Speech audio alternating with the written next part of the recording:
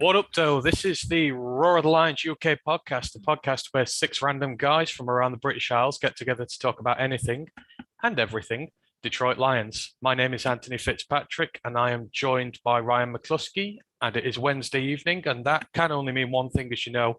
It is the college football podcast, and we've reached the end of the season now, pretty much. This last weekend has just gone by. We have sat down and taken in all of the championship games from across all the divisions. A few blowouts in there, a few surprise results, but yeah. Some teams got away and got behind quickly.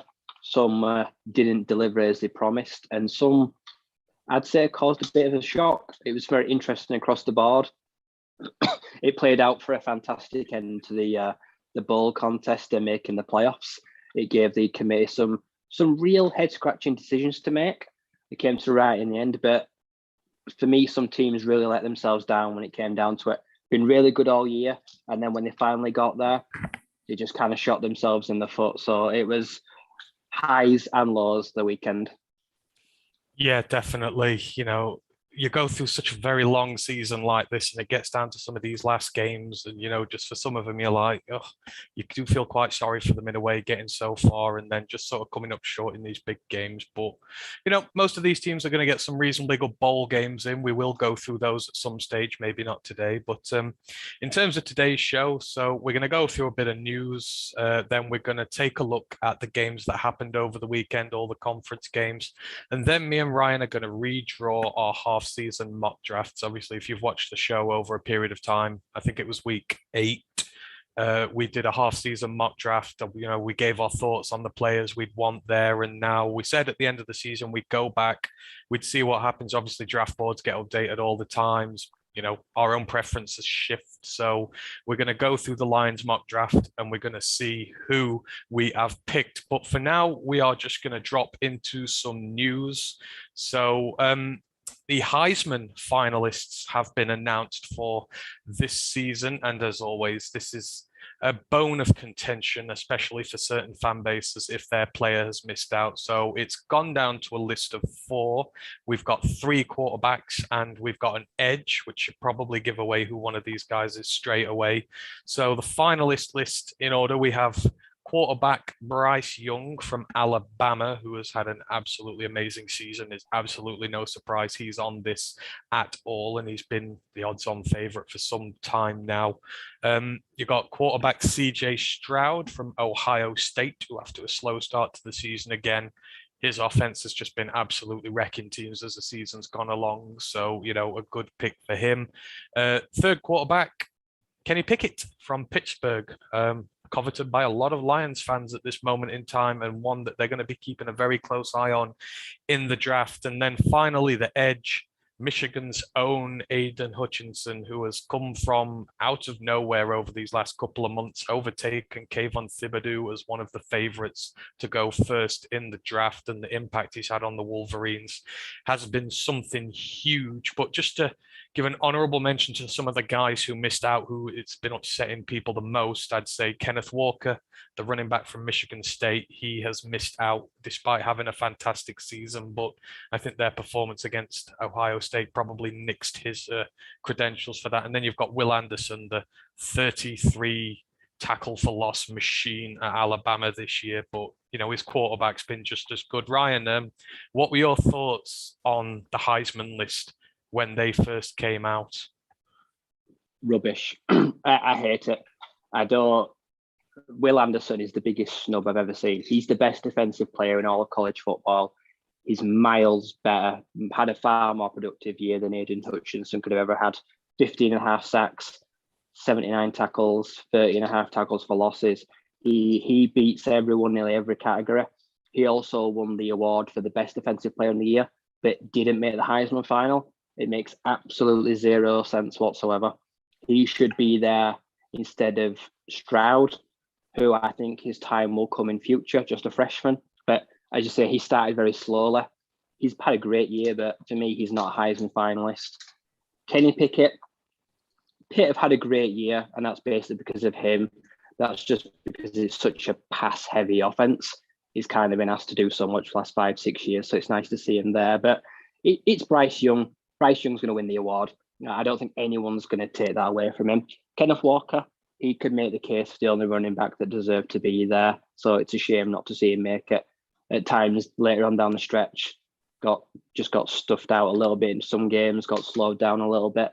And ultimately, when Michigan State fell, it kind of brought him off as well, unfortunately. So a few bones of contention. A lot of people I've seen that aren't very happy either. Yeah, I'd agree with you on most things there. I think CJ Stroud, he's had an amazing year, but not his time on this one yet. And I think Kenneth Walker deserves to be in there for everything that he's done. And I do also think Will Anderson deserves to be in there as well. When his time comes from the draft, his stock is going to be crazy if he carries on at the rate of production that he's doing for this year. He had another great game this weekend. We'll chat about him again in a bit, but yeah, I agree. Bone of contention, but I think Bryce Young's got this wrapped up. He's had it wrapped up for a very long time, and I would be very surprised if anyone was to, outscore him in the voting for that. But it's soon, so we'll let you know who wins it as and when it happens. So those are the Heisman finalists.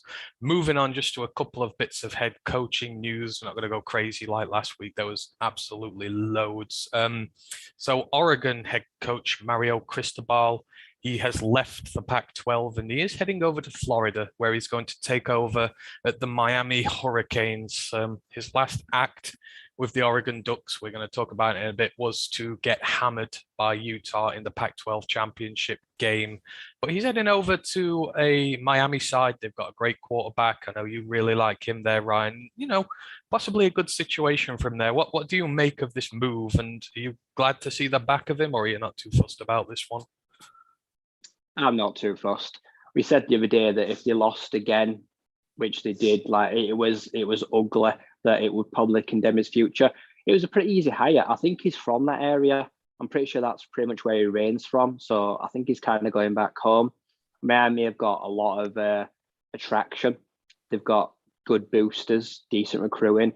They've got a steady, able quarterback position because Oregon had no real person to step up, even though they had Ty Thompson, the 5-star. We've never seen him, so we don't know what their situation is. There's some key pieces in Miami. I think he's jumping ship out of the Pac-12. Maybe he's thought, I'm going to join the carousel. Things are shaking up a little bit in that conference. And the ACC, it's there for the taking right now. So I think it's a good time for him. And there's a chance he's going to be able to take some players with him as well. So I understand right now, the losses this year to Utah were kind of hard to overlook because they were very one-sided for 120 minutes. Yeah, I don't know. I know they've had a few decommits today. It seems to be a little bit of a situation there, which you're not sure how it's going to go. But you'd like to say he's a hometown guy. He's got his quarterback, which is the main building block there for him. So, yeah, it's an interesting one. I know me and you were discussing this, and we said if Oregon, I think last week the interest was there. We said if Oregon won that game at the weekend, then maybe he might stay on a bit longer. But given the righteous hammering they got, I think it's probably right, that he's moved on, and it'll be a good challenge for him. But he's entering a very tough division. He's entering a very tough conference, and he's going to be under a lot of pressure right away. So we'll see how he gets on. Just a shout out to some guys in the chat, and I can talk to you this week because I've got my computer back. So Dan McGuinness says, "How are you guys, Dan?"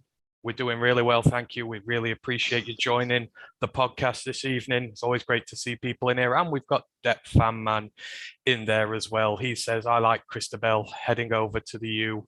CFB is better when Miami is good. So, yeah, no arguments there. He does ask another question, though. He says, does the younger Sewell follow coach to Miami? What do you reckon with that one, Ryan? Probably not, because he started so well. I'm a huge fan of Noah Sewell and Nefe. I think they're both in two schemes that fit them really well. I don't think they'll be enticed because I think family blood, the Sewells, the Pac-12, it kind of just all works together. I'm not sure he'll be able to convince them to leave because there's a strong bond there. I think if one of them went, I think the other one could too as well. I think one won't go without the other because there's a strong family ties there. So there's a strong in their careers at Utah and Oregon, either individually. So maybe next year things don't go well again, or if one of them struggles, you'll very well see him in the portal, and he will be reaching out to them. Yeah, I agree with you. If you weren't going to say that, I think that'd be my thing. I think they've got a very strong affinity to Oregon, especially obviously with Penny just coming up from there. And I think it would take a lot for him to uproot and follow his coach over. But as you say, if the season doesn't go too well for them, maybe expect him to go during season or at the end of next season. He could certainly go there, depending on when his draft date is. I'm not entirely sure with that one, but it's a situation to keep an eye on for sure. The second little bit of coaching news we have this week is another big one. So Clemson defensive coordinator Brent Venables will be the new head coach of the Oklahoma Sooners. He's been at Clemson as defensive coordinator since 2012. In that time, they've won 2 national titles. They've gone to the playoff 6 times. But before he went to Clemson, he did spend 12 years at Oklahoma as part of the coaching staff there. So this is another guy technically who's going home to a place he's very familiar with. And when we were discussing the coaching vacancies last week, Ryan, we did say that, a defensive guy is probably, a good fit for them there in Oklahoma because they've had the offense for a long time, but that defense has been very poor this season, and it needs someone to go in there and do a full up fix of it. So, on the face of it, this seems like a very smart hire by the Sooners. It does, yeah. This hire is to stop the bleed. We've seen an unprecedented amount of decommits and transfer portals at Oklahoma. So they've decided to bring in a familiar face that's been with the franchise before. But he's also no mug. We've just seen a Clemson team this year that had very little offense, but their defense was pretty fantastic most of the year. That's the only reason they stayed in most games, because they held a lot of teams to 20, 25 points. Generate pressure, good linebackers. He runs a very tight defense, taking it to national titles. Oklahoma this year were able to score 34 points at will, but it don't mean it could stop at the other end. I think there's a lot of lack of discipline there. And I think those days are over now. I think they've had a bit of a free reign now. They've been a bit of a happy-go-lucky teams. He's going to go and tighten that ship up, because they need a bit of someone a bit stern, I think. I think everything there's been a bit playboy under Lincoln Riley. Had these fancy, I'd say, personality quarterbacks, but no one on defense that were going to step up, no leaders. I think Brent Venables has got a good chance. I think you could see some Clemson players leaving. It wouldn't surprise me if he does take some players there with him, unlike other sides. Yeah, it's going to be interesting to see how Clemson replace him, because obviously they're losing the heart of their linebacker core this year. And if anyone does decide to go with him down to Oklahoma, it could be interesting to see how they replenish up. Obviously, that's been their strength this year, while their offense has floundered. But yeah, I like this pick by Oklahoma. I think they've done well here. I think the defense is going to get better. They've got a good offense there. They've lost a few guys in Riley's absence, but they're usually one of those teams who can refill up the arsenal of players pretty quickly. Just quickly mentioning about Lincoln Riley, did you see that press conference from him the other day, the little welcoming committee with the fight song and everything? It was probably one of the most cringy things I've ever seen in my life. Yeah, it was awful. I don't know what's going on this year. Why are there these silly, over-the-top college announcements? Like Notre Dame, Marcus Freeman, it was nice, it was cool, it was chilled, it was professional. Then you get Lincoln Riley, you get Brian Kelly, and it's just a bit of it's like clownish. It's a bit too comical. Like, it's supposed to be all business, and I don't like these. They're a bit too silly. Like, just keep it short, sweet. Just say hello, welcome yourself. You don't need to do all the plaudits and all the chit chat and all that. It's just quite irritating.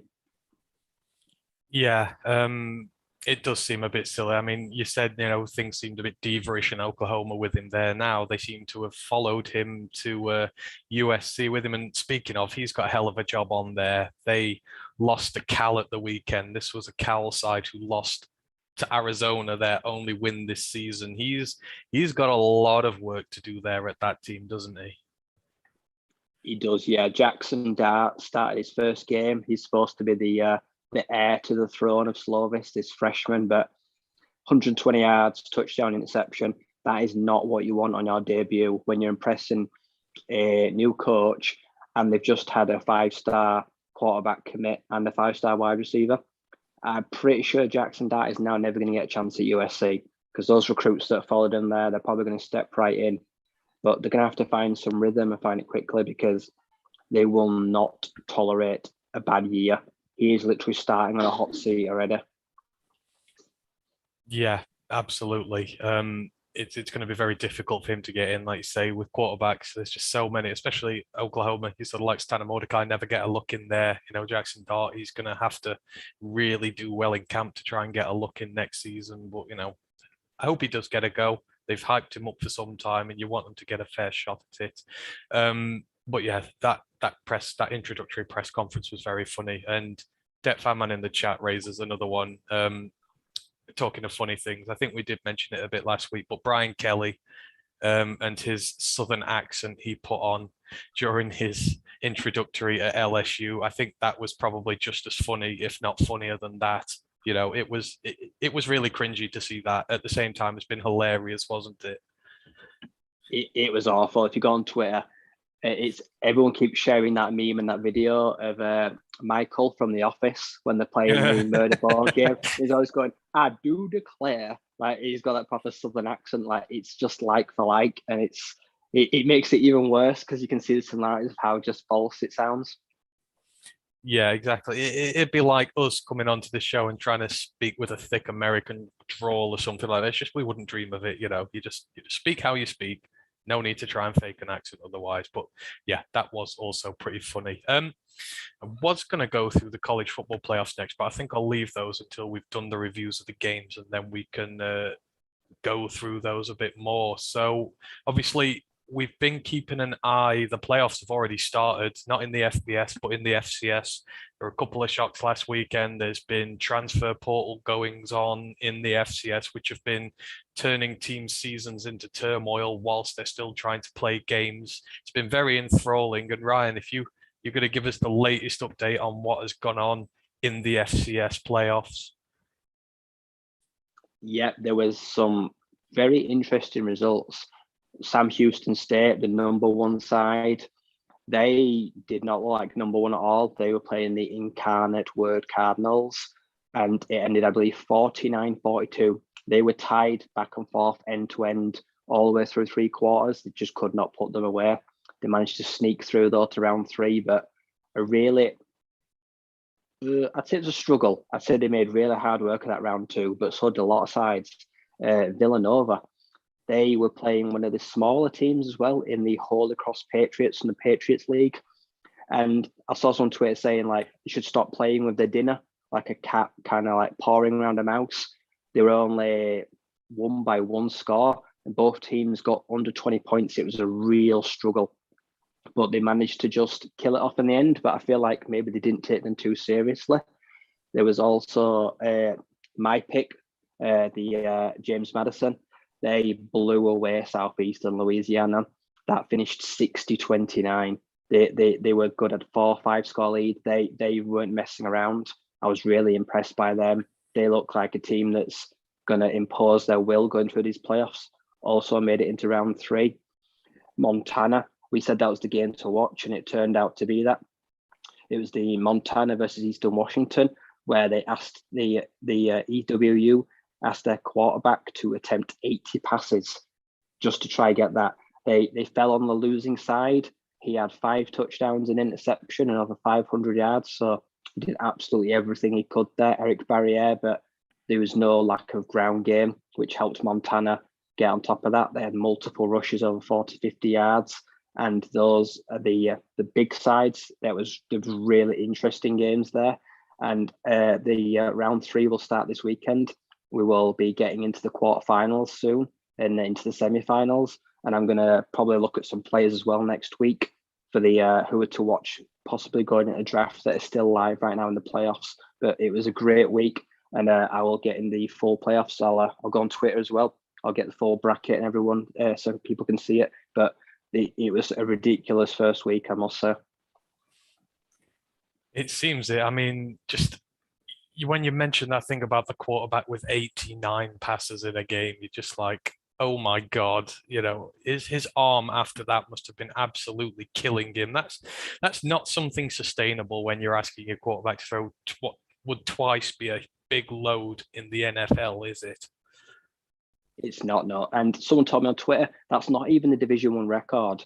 Back in like 20, I think it was 2013 or 2015, Oregon State, they asked their quarterback to throw the ball 89 times in a game. I'm pretty sure they lost two. It's not a recipe for winning a game because it does not control the clock. And he only completed just over 50%. So it wasn't even accurate. So it was really that they could have caused a major upset, but Montana go marching on and they gave up a lot of yards, but they managed to buckle down in the red zone. But it was a fantastic game, almost 100 points, proper clash of styles, which I found really interesting. And, last week you said that you would put your money on James Madison to win all this and there. Is that still the advice you've got there, or is there another team who sort of stuck out to you thinking, oh, hang on, this isn't as cut and dry as I thought it might be? I'm still going to stay with them because they dealt with their business the most comfortably. They took on a team that's got one of the quarterbacks that I believe won the FCS Player of the Award year last year. So he's like 6'7". I think he's called Cole something. I can't remember the name. It's the Lions quarterback. They did really well.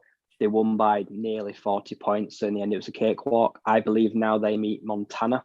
So that's two potential winners that are one of them's gonna fall, but I think they handled their business well at that stage, and they're well on their way to hopefully wrapping up their final year in the FCS, the national championship.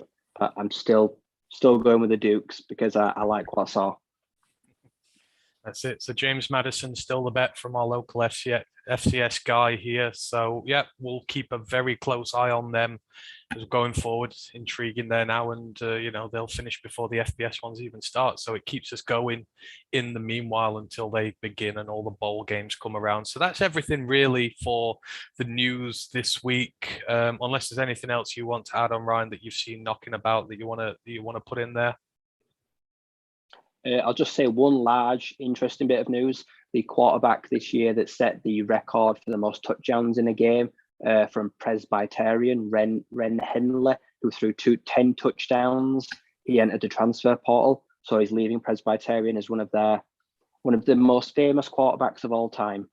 He blew that college away. He only did it in 3.5 quarters and then got sacked. But someone could potentially get a fun quarterback in the FCS, so that's a guy to watch out for. And he's leaving with a huge record on his belt. It's gonna take a long time to break that because there's only so many minutes in a game.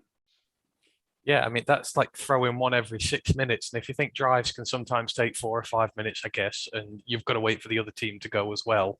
That's no mean feat to throw 10 touchdowns in 3 quarters, 45 minutes, 4.5 minutes a touchdown. That just seems impossible. That does. I don't think that's ever going to be broken.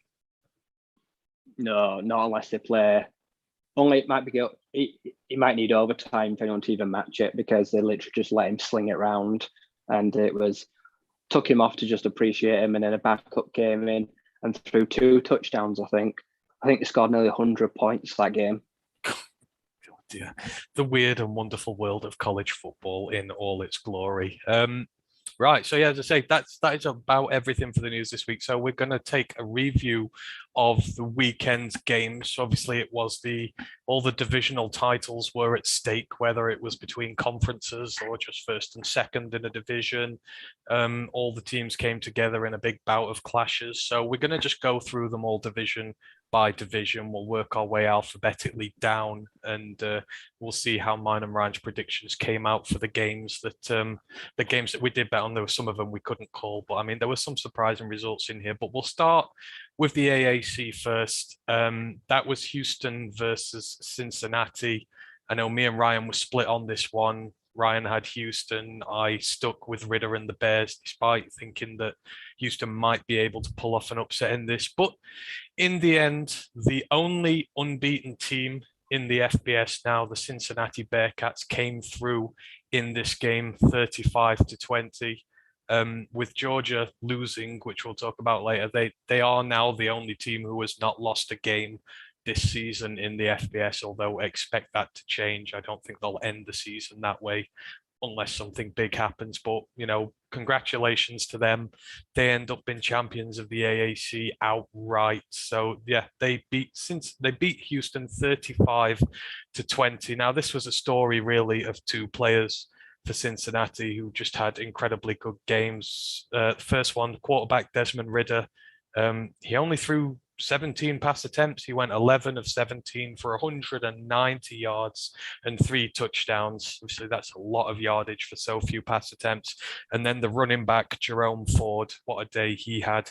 18 carries, 187 yards at about 10.4 yards per carry. So first down every time he touched the ball, and 2 touchdowns. And the Cincinnati defense, they went all after Clayton Tune in the Houston backfield. They registered 8 sacks in the game, which is a lot of hits to take.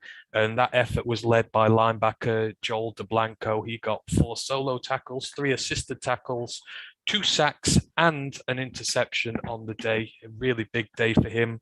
On Houston's side, quarterback Clayton Tune, 17 of 26, 250 yards, 2 touchdowns, and an interception thrown. In the running back room, I'm going to be talking about this in most games, but a lot of the teams who lost this weekend just could not run the ball to save their lives. They ended up having 45 carries split out over 4 players, and they averaged just 2.1 yards per carry, which the run game just never got going for them. In the receiving game, Nathaniel Dell, the standout receiver, he had a great game, 9 for 152 yards and a touchdown, but the defense registered just a single sack there. It was only 14-13 at halftime. It looked at one stage like the upset might happen, but Cincinnati blew them out in the third quarter, 21-0, and it was game over after this. Ryan, Houston will be lamenting this. They ended the season really well in a lot of form, but I mean, Cincinnati arrived. People have questioned their credentials, but that defense registering 8 sacks, the offense getting huge chunk plays all game long. The difference in quality was on show in this one.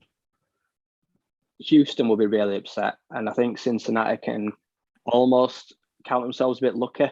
As you mentioned, 14-13 at the half. If you're a Houston Cougars fan, you'd be absolutely delighted with how the first half went. They restricted them. I think they had to settle for there was some field goals. So in the red zone, both teams were pretty tight. As you mentioned there, they managed to get some sacks, interception. But coming out of halftime, Houston in that third quarter, they just really let themselves down. They could generate no pressure. They didn't get to Desmond Ridder whatsoever. Ridder was very efficient on the day. He only had to attempt the ball less than 20 times, and he was nicely accurate. Managed to finish with 3 touchdowns. It was the defense that got gashed, though. As you mentioned, Jerome Ford, nearly 190 yards. Every time he touched the ball, he assumed that a first down was coming. And that third quarter flew by. It felt like only 5-6 minutes of play because they were just moving the ball so well up and down the field. There was the costly interception. So they managed to get good field position there. And once all that momentum had been taken away in the fourth quarter, it just felt like a bit of a damp squib. It felt like Houston had all their soul sucked out of them, that they'd fallen so far behind so quickly that there was never a comeback on the cards. It's not a great way to end the year for them, unfortunately. They'd like that third quarter back, I'm sure. Oh, absolutely. I think when you end the season as well as they did, to the point where, a lot of people are saying they can upset Cincinnati here, like you say, to be in it at the half and then just to come out and absolutely fall to pieces, you just can't do that after a full season. All that effort you've put in to get to where you are, and then, you just let it go like that. But I wouldn't take anything away from Cincinnati in this. I just think they played really well. Their defense stood up. The offense just moved the ball so quickly, didn't allow Houston to, settle at all. So, well done to Cincinnati. They're in the top 4 going into the playoffs. We'll talk about it later, but I mean, this has been a hell of a season for them. And I know we can talk about the strength of schedule and that, but they've taken down Notre Dame away from home. They've taken down this Houston side who are in good form. I think that they're there on merit after the season they've had. Would you not agree with that? Schedule not the best. I think because they won this game reasonably comfortable in the second half, I feel like there was no real competition. I think if they'd have lost it, I think they'd have made a very easy case for getting rid of them. Their schedule has been up and down. That before the game, the one key win against Notre Dame, when you looked at the likes of Oklahoma State, before they played Baylor, they had lots of notable wins. I think you were weighing them up, and before kickoff for both games, I would have had Oklahoma State in if they'd both won. But I think in the end, they made a sensible decision putting them in top four. And I also didn't think they wanted to avoid lots of criticism and scrutiny. So I feel like they kind of gave the non-Power 5 team a bit of a coup this year. But it was well deserved in the end. I think Luke Fickell deserves it more than anyone because of everything he's done at the program in such a short period of time. Yeah, I mean, to go through the season undefeated, to get into the playoffs, like you say, for a non-Power 5 school is a huge achievement. And no doubt he's still going to be courting a lot of interest from bigger programs, during the off season, especially if this coaching carousel continues the way that it is doing. But yeah, all I can say is well done to Cincinnati. Great victory and best of luck in the playoffs because my boy, you're going to need it. Moving on to the ACC, and this is probably one of the more surprising results of the lot. I know me and you were watching this one very closely alongside the Big Ten matchup, but this one, especially to begin with, was very fun, but then went in a direction we just would not really expect. So we're talking about the ACC, of course. We're talking Wake Forest, Pittsburgh. We expected a lot of points to be scored in this one because, hell, it happens in every Wake Forest game. And, there were 35 points scored in the first quarter of this one. At one point, I think if they carried on the rate they were scoring, they were in line to score about 140 points in the game. It started frantic, it settled down. But Pittsburgh and their injured quarterback, Kenny Pickett, ended up emerging from this one winners by quite a comfortable majority. They won 45-21. And what makes this all the more remarkable, Wake Forest and that fearsome offense of theirs this season have been scoring points at will. They scored all their 21 points in the first quarter. They did not score a point again for the rest of the game. Over 45 minutes, 3 solid quarters, Wake Forest did not score a single point in the game, which is absolutely unlike them. And considering the quarterback on the other side was roughed up, Kenny Pickett's up some big hits and was playing injured. I mean, me and Ryan said when that happened that, oh dear, Pittsburgh are in trouble because they're not going to be able to keep up with Wake Forest scoring. But their defense, in fairness to them, adjusted and played magnificently to keep Sam Hartman quiet. So for Wake Forest, Sam Hartman, he threw 21 of 46. So that was less than 50% completion, 213 yards, 2 touchdowns and 4 interceptions. He did get a rushing touchdown as well. Again, I'm going to talk about the running game. This was another one.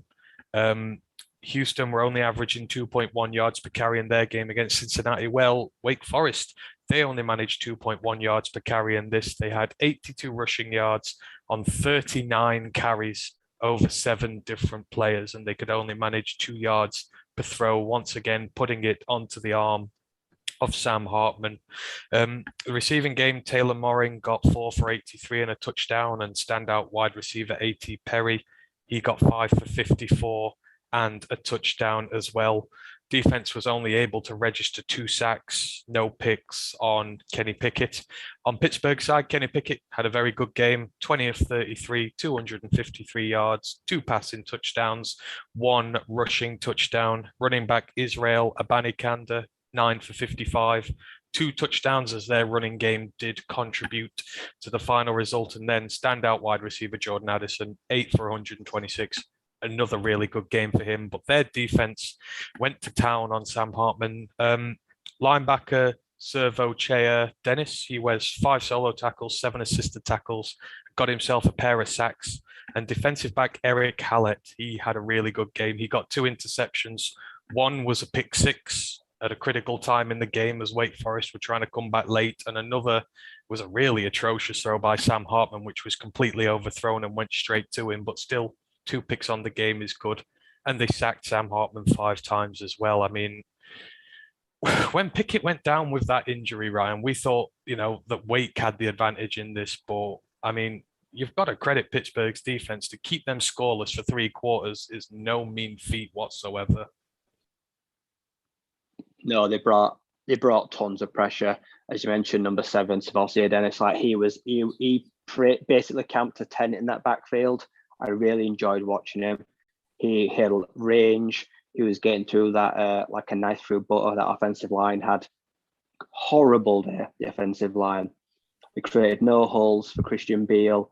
They gave no protection to Sam Hartman, who had one of the worst games, I'd say, of his entire career, because at that point he got so desperate.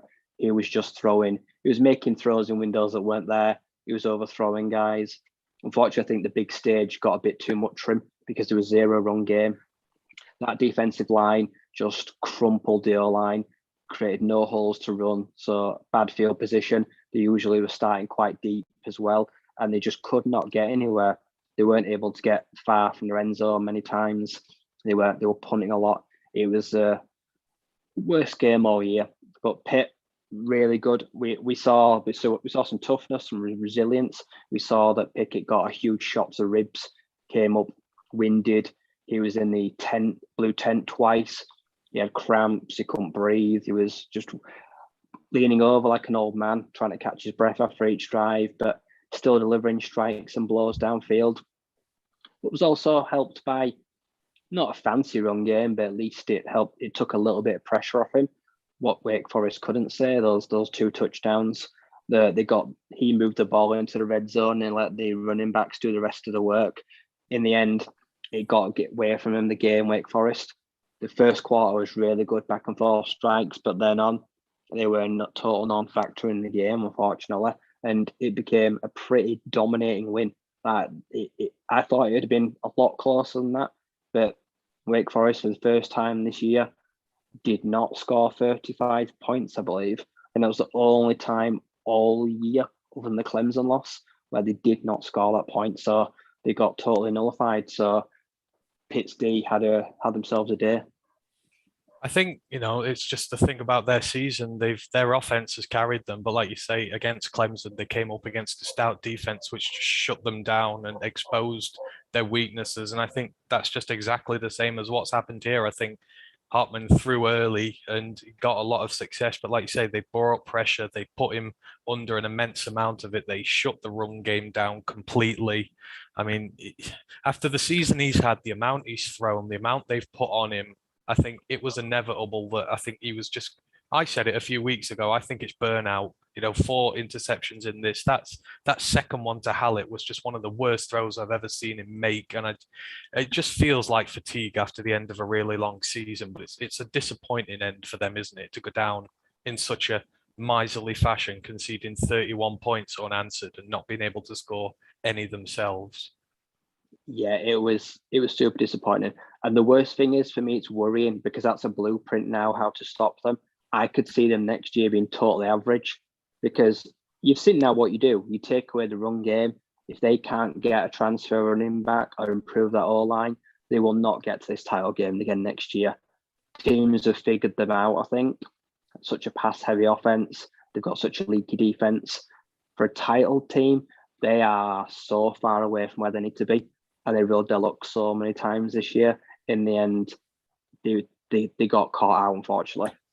Yeah, they're going to really need to adapt themselves for next season, like you say, if they want to get back there. And it's going to be interesting to see what they do, because, the few guys they're going to be missing out on go into the draft. So we'll see how they refire and then come back next season. Before I move on, just give some shout out to the chat again. One Pride 40's joined us as well. Thanks for joining us. He's made a few comments. He said Fickle might go to Oklahoma or Oregon. Now, so the Oklahoma job is closed now that Brent Venables has gone there, but Oregon, that's an intriguing proposition. Is that something you could see happening, or is that not the right fit? Or, might they just not want him? I think he's too big for Oregon. I don't think Oregon deserve him. I won't be going from a playoff team to an Oregon Pac-12 team that's got some holes now. I firmly believe that if he's going to get an NFL offer, he's going to take it.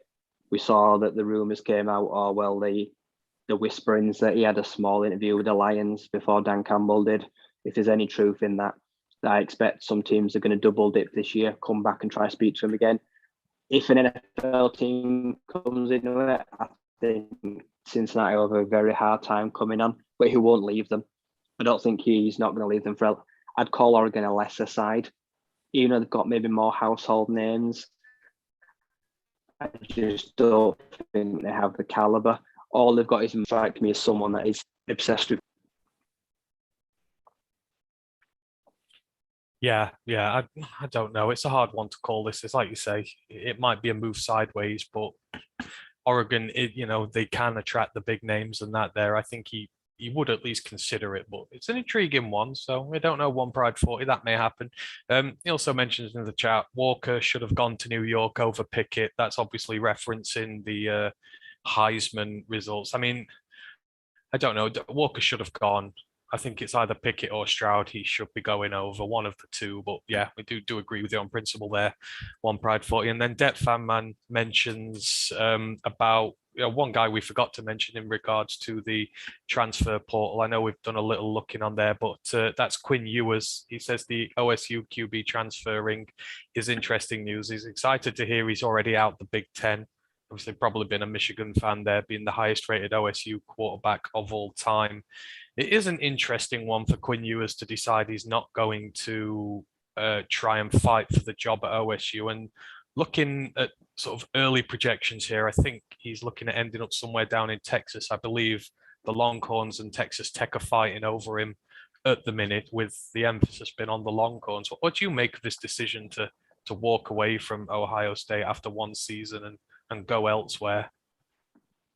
Well, people don't like it, but it's genius. He's made $1.5 million by doing this. He never had any intention to stay at Ohio State. He knew full well that going to a big school, he'd got that big NIL deal. He knows as well, I've read he can get bonuses because if he goes to a Texas school, he will receive bonuses being a state kid. I think he's played the system really well. He could earn even more money next year. I think Texas Tech Red Raiders I think they're going to be his destination. He seems like he's taken a real shine to them. They need a quarterback. They need a lot of stuff there because they had a really up and down year. He's not going to succeed there instantly. It's going to take some work, but I don't know if this kid's driven by money, but I would say that all these new rules really influenced his decision to leave high school early, cash in, make a big check, and now he's going back home with his pockets jangling away. So people say, don't hate the player, hate the game. Yeah, well, I suppose, if you're going to take advantage of these rules, obviously, if the rules come back in that you've got to sit a year between transfers, this won't happen very often. So, yeah, maybe it's just a case of he's gone there, he's got the money, he's coming back. I mean, if he does go to Texas Tech, I assume you see him as a day one starter next season. What's the what? I don't know. Do you reckon you'd see him as a day one starter there, or do you think Texas Tech could sit him maybe a little while, given he's still pretty young? Oh no, he'll start there. There's no one else to take over. I think Henry Colombo was the backup this year to Tyler Shook, and they were both good to bang average. I think if you saw him coming into Texas Tech Red Raiders, the rest of the quarterbacks would probably want to transfer themselves.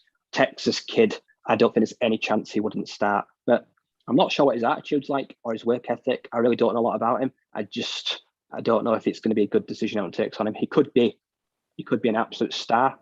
He could be an absolute diva and be the next Tate Martell. But who knows? He's the greatest recruit. I'm pretty sure he must. Pretty much the FBS history.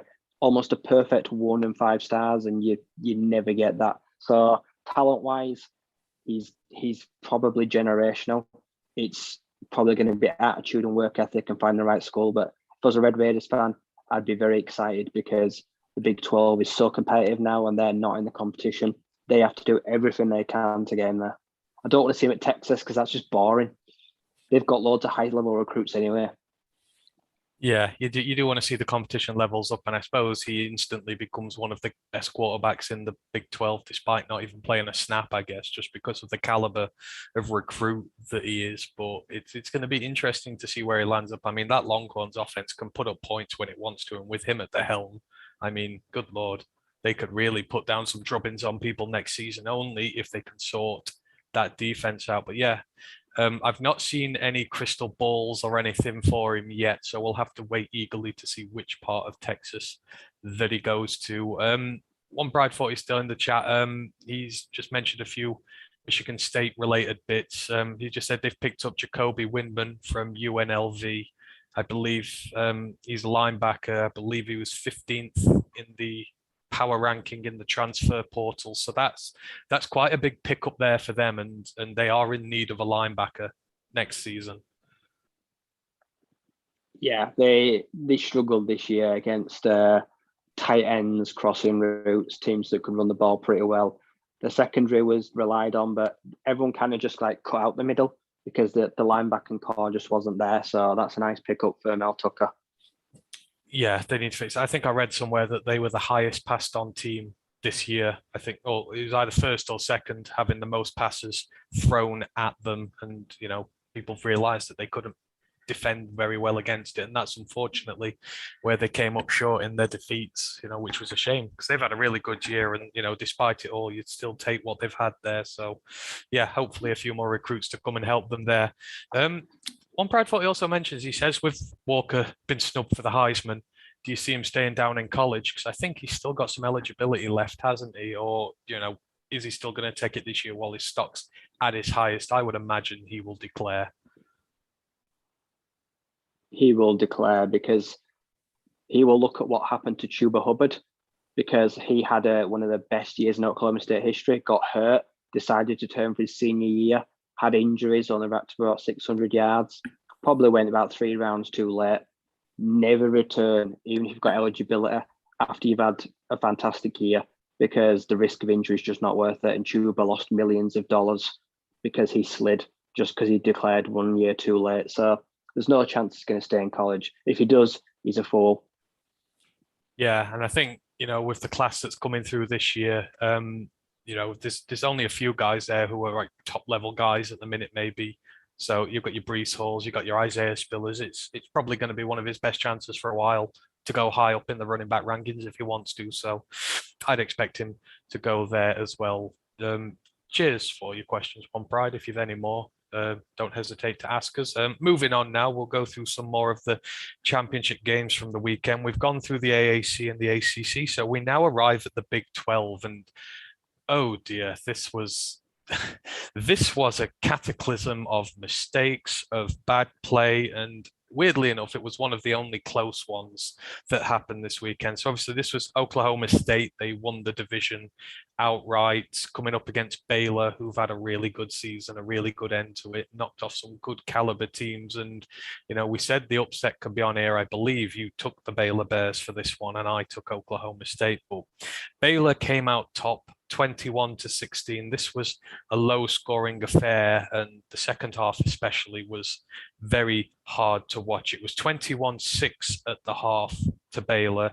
They got all, they had it all there. Spencer Sanders decided to have his worst game of the season by far for Oklahoma State at the most inopportune time possible.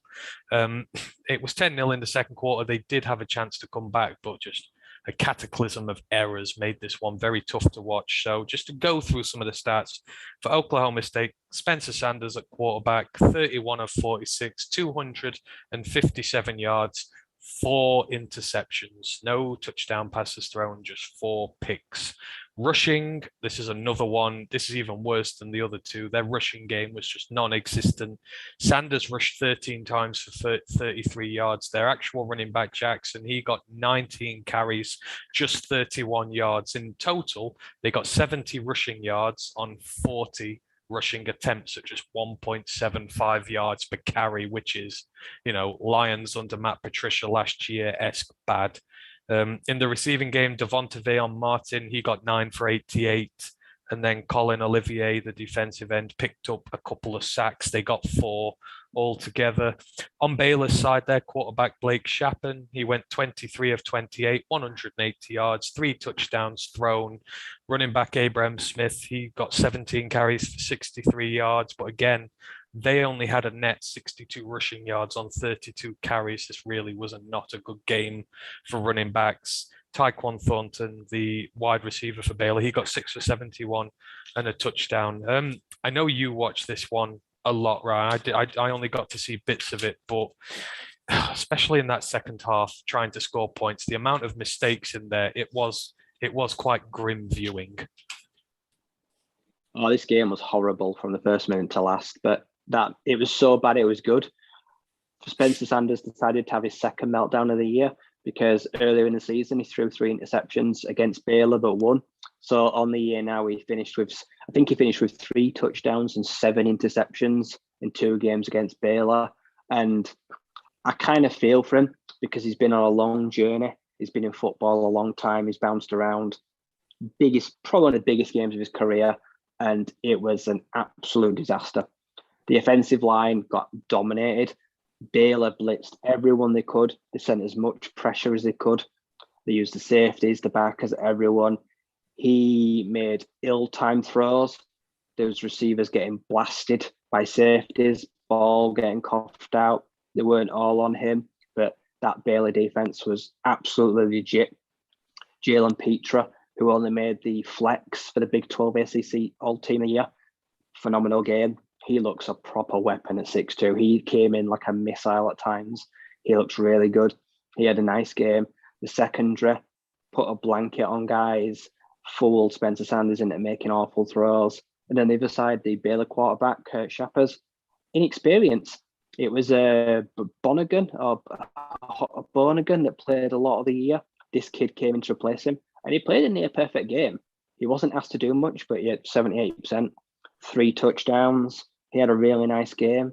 They moved the ball as well. I can't believe how dominant Baylor were, and they were so close to losing. That final play of the game where he just comes short of the pylon. Anyone go watch it. The running back takes the handoff, comes across the line of scrimmage. He has a race to the pylon with the cornerback. Now, at no point does he turn up towards the end zone. He just decides to try and run laterally all the way out. Cornerback dives, pushes him out, and he just short the pylon. I hated everything about the play. I feel like the running back did not do everything he could to get in the end zone. Good play, but it felt like it summed up the whole game how that play ended on, because it was so near but yet so far, and Baylor could just never put them away despite a reasonably good performance. And Baylor had if they hadn't struggled so bad and made the Oklahoma team look so much better than they were, they probably had a real chance at making the playoffs. But because it was just such an ugly game, like they just made it really hard for themselves to be in consideration. But once again, Dave Aranda, who used to be at Baylor once, he was fired. He got sacked, came back now as the head coach, delivers them one of the only titles in conference history. Kind of a nice story for that guy. And it sums up another great year because they just flown under the radar again and took down a huge opponent that just had a cataclysm of errors. Yeah, I think, it was big disappointment they missed on the playoffs, but I think when Baylor look back on this season, they'll just love everything about it pretty much. I mean, like I say, first championship in a while, taking down a good Oklahoma State side there. I don't think they can really have any complaints about that, but I think Oklahoma State going to be kicking themselves completely. I mean, you have the euphoria of winning the rivalry against Oklahoma. You have the euphoria of finishing top of the Big 12. And then you come to the championship game and you just completely fall apart. I mean, that's got to sting. I suppose they will still look on the season as a success, but deep down, it's really got to sting for them just how bad this was. Yeah, it's kind of hard now to look at all the good things you did because it ended so badly. The fans will got their hopes up, the players. It kind of turns a great season almost into a terrible year because it ended so poorly. Whereas Baylor on the other side, Baylor will look back on that TCU loss and think that's the game that cost us the playoffs, because it is. If Cincinnati and Baylor both finished 12-0, I think Baylor made the playoffs, not Cincinnati. So that TCU loss was the day their season ended, unfortunately, but they redeemed themselves right at the end. And now they're going to have a hell of a job on their hands to defend this title, but they'll both be back. I don't know if Spencer Sanders will be back, though, because I'm pretty sure this was his 5th or 6th year. I don't know if he's got any eligibility left. And I hope he has, because that would be an awful way to end his career. Yeah, it's the last thing you want, isn't it? Last game in college, going out 4 picks, losing title game. You don't want it to happen. So, yeah, like you say, hopefully he does have another year left in him. He can come back and rectify it. But the Big 12 is going to be. We started saying this season that, oh, it's Oklahoma's to lose. They're going to romp it, but it's a lot more competitive now. There's a lot of teams in there who are all of a sudden in the mix, especially if Quinn Ewers ends up in that division. It could be 4 or 5 teams with a genuine chance of winning it next year. Um, Right, so we will move this on from the Big 12. We will go to the Big 10, and in the most respectful way possible, probably one of the most boring games this weekend. It was boring, it was dull, it was one-sided, and I mean that in the greatest way possible, Michigan fans, because, we said this last week. I think me and Ryan both picked Michigan to win the game against Iowa. You said it were going to be a blowout. I said Iowa were going to come to play and it would be a little closer, but you won this one technically. It was a blowout. Michigan ended up winning 42 points to 3. This was not competitive. It was not close. The tone was set early. That Iowa offense was just as bad as it's been all season. And unfortunately, far too much was asked of their defense. They were overwhelmed by the running game. Cade McNamara was able to throw on them a little, and it ended up getting a little ugly towards the end. Michigan put up 21 points in the fourth quarter as they just ran away with it. But, looking at this Iowa offense, God knows how they got to this game with some of these guys in there. It was very close, their division that they finished in. There were 3 teams within a game of them, but they came out on top. But, quarterback Alex Padilla, he threw 10 of 15 for 38 yards and 1 interception, 10 completed passes for 38 yards. That's even less than Jared Goff throws on an average game. Quarterback Spencer Petras, he went 9 of 22 for 137 yards. Not much better for him. The running game, nothing special in there. Gavin Williams, 12 for 56. Tyler Goodson, 18 for 50, as their run game was stuffed. Sam Laporta, the tight ends. Now, I feel sorry for this guy because he's a really, really good tight end. He got 6 for 62 and stuck out like a sore thumb in this offense. He did everything he could to get them going, but when you're doing it by yourself, it's very hard to have such an impact on a game.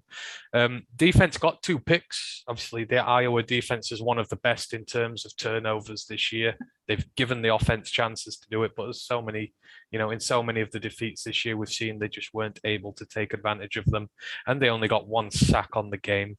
For Michigan, Cade McNamara, 16 of 24, 169 yards, 1 touchdown, 1 interception. JJ McCarthy, 1 of 3 for 6 yards and an interception. And the running back, Donovan Edwards, he went 1 of 1, 75 yards and a touchdown as Michigan bought out the trick book to play. And in fairness, it was a really good trick play. In the running back room, Blake Corum, 5 for 74 and a touchdown. Hassan Haskins, 17 for 56 and 2 touchdowns as that running back duo continues to dominate. And then Donovan Edwards again. He got 3 carries, 1 yard, and he got a touchdown. So good for him. Roman Wilson got 2 for 82 and a touchdown in the receiving game. And Aiden Hutchinson, presumptive number 1 draft pick, was on show this weekend. He managed to get himself a sack. Again, the only one Michigan got this day. There were only 2 in it, but this was disappointing. Michigan looked amazing and they're going into the playoffs full of momentum, but Iowa absolutely did not deserve to be in this game. No, Iowa should never have been anywhere near this title game. They've relied on favors all year. It should have been Wisconsin. Wisconsin v Michigan would have been so much a better game, but they let themselves down, losing to Minnesota on the final day. So should have just given the title to Michigan. Shouldn't have had a championship game. There was no one worthy of even playing them. And Michigan were good, but Michigan never even left third gear. As you said, they put 21 points up in the fourth quarter just to run up the score and be a bit of dicks, just to shit on Iowa. And I love it because Iowa deserve it. They deserved a good slapping. This Iowa offense is putrid. Sam Laporta is a reasonably good tight end. He's one of their only outlets. Spencer Patras, kid could barely pass his way out of a wet paper bag most weeks, relies on a strong defense. Tyler Goodson's had a good year, but that offensive line, I said in the Discord this week, it's bad. It would not be able to hold its own. It got totally bullied. It got overrun. They could not get anything going. They got bottled up. Even Hutch had a quiet game by his standards. and still showed out really well. The play calling for Michigan was really good. I loved the flea flicker trick play touchdown. Caught them totally by surprise. Caught everyone called that. I didn't think anyone saw it coming. It was aggressive. The play calling was really aggressive all day. Took it to them. There was 2 interceptions on the Iowa secondary, but they're good for an interception pretty much every game because that's kind of their bread and butter, the only thing. But I kept telling everyone, stop worrying. This will be a cakewalk. You'll absolutely roll over them. People were rightly so a bit more nervous, but I never doubted it. And I'd like to see if they put 4 full quarters in, that'd have been a 50-60 game, because I don't think Michigan between the second and the third quarter took the foot off the gas. They really never left that top gear, and that's kind of scary. So it was just really dull game, really not competitive, not a fun watch. I don't like games like that. I know you want to see something that's a little bit more competitive, but again, we're not taking anything away from Michigan here. They were really, really good in this game, and they're probably going into the playoffs probably with the most momentum of just about everybody. And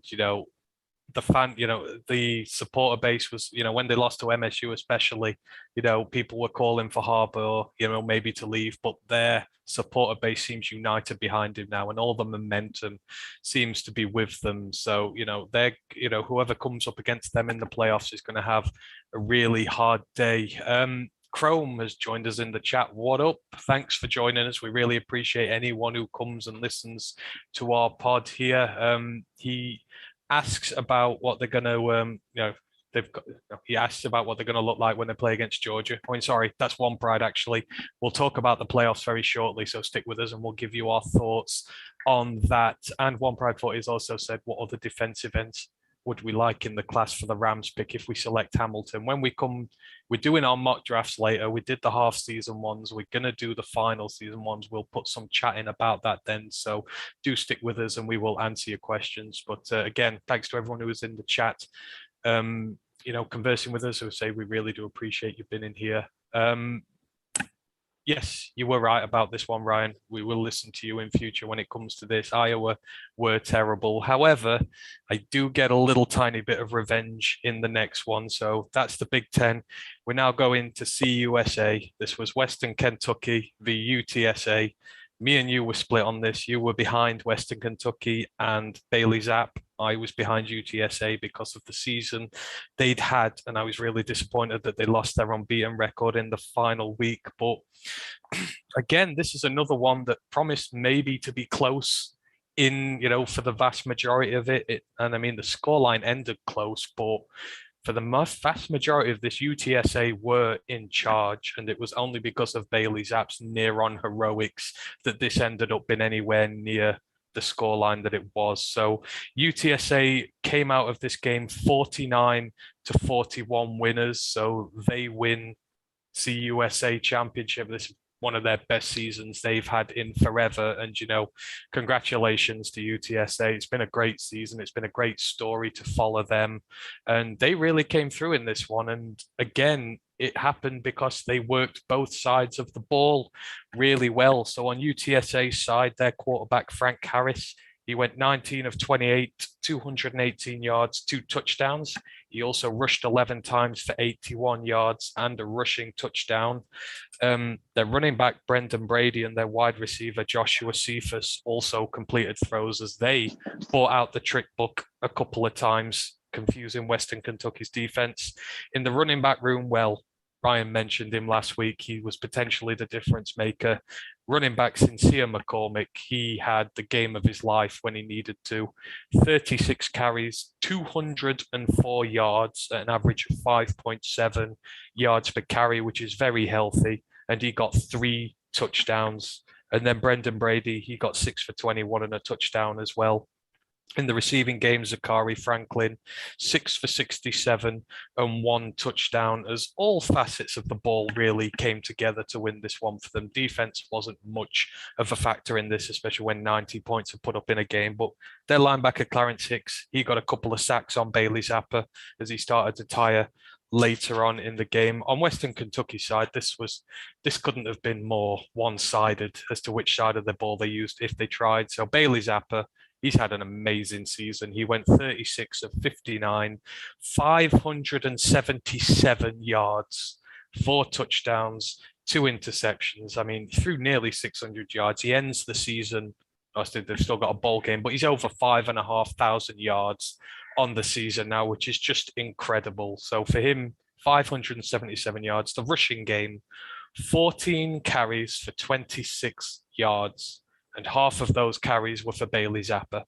So not only has he thrown for nearly 600 yards, he's taken on half the rushing load as well. It was a great day for the receivers. Jareth Stearns, their standout guy, 10 for 179 and 2 touchdowns. And Mitch Tinsley, 9 for 178 and 2 touchdowns. And they only managed 1 sack as well. But UTSA got out front in this one by some distance. And despite Zappa's best efforts, Western Kentucky couldn't pull this back. And it was just a lopsided offense and bad defense that cost them in this one. Yeah, total clash of styles. Western Kentucky, the most passing yards in the game. They rack up nearly the most yardage of the game for most of the FBS sides, but they don't control the clock.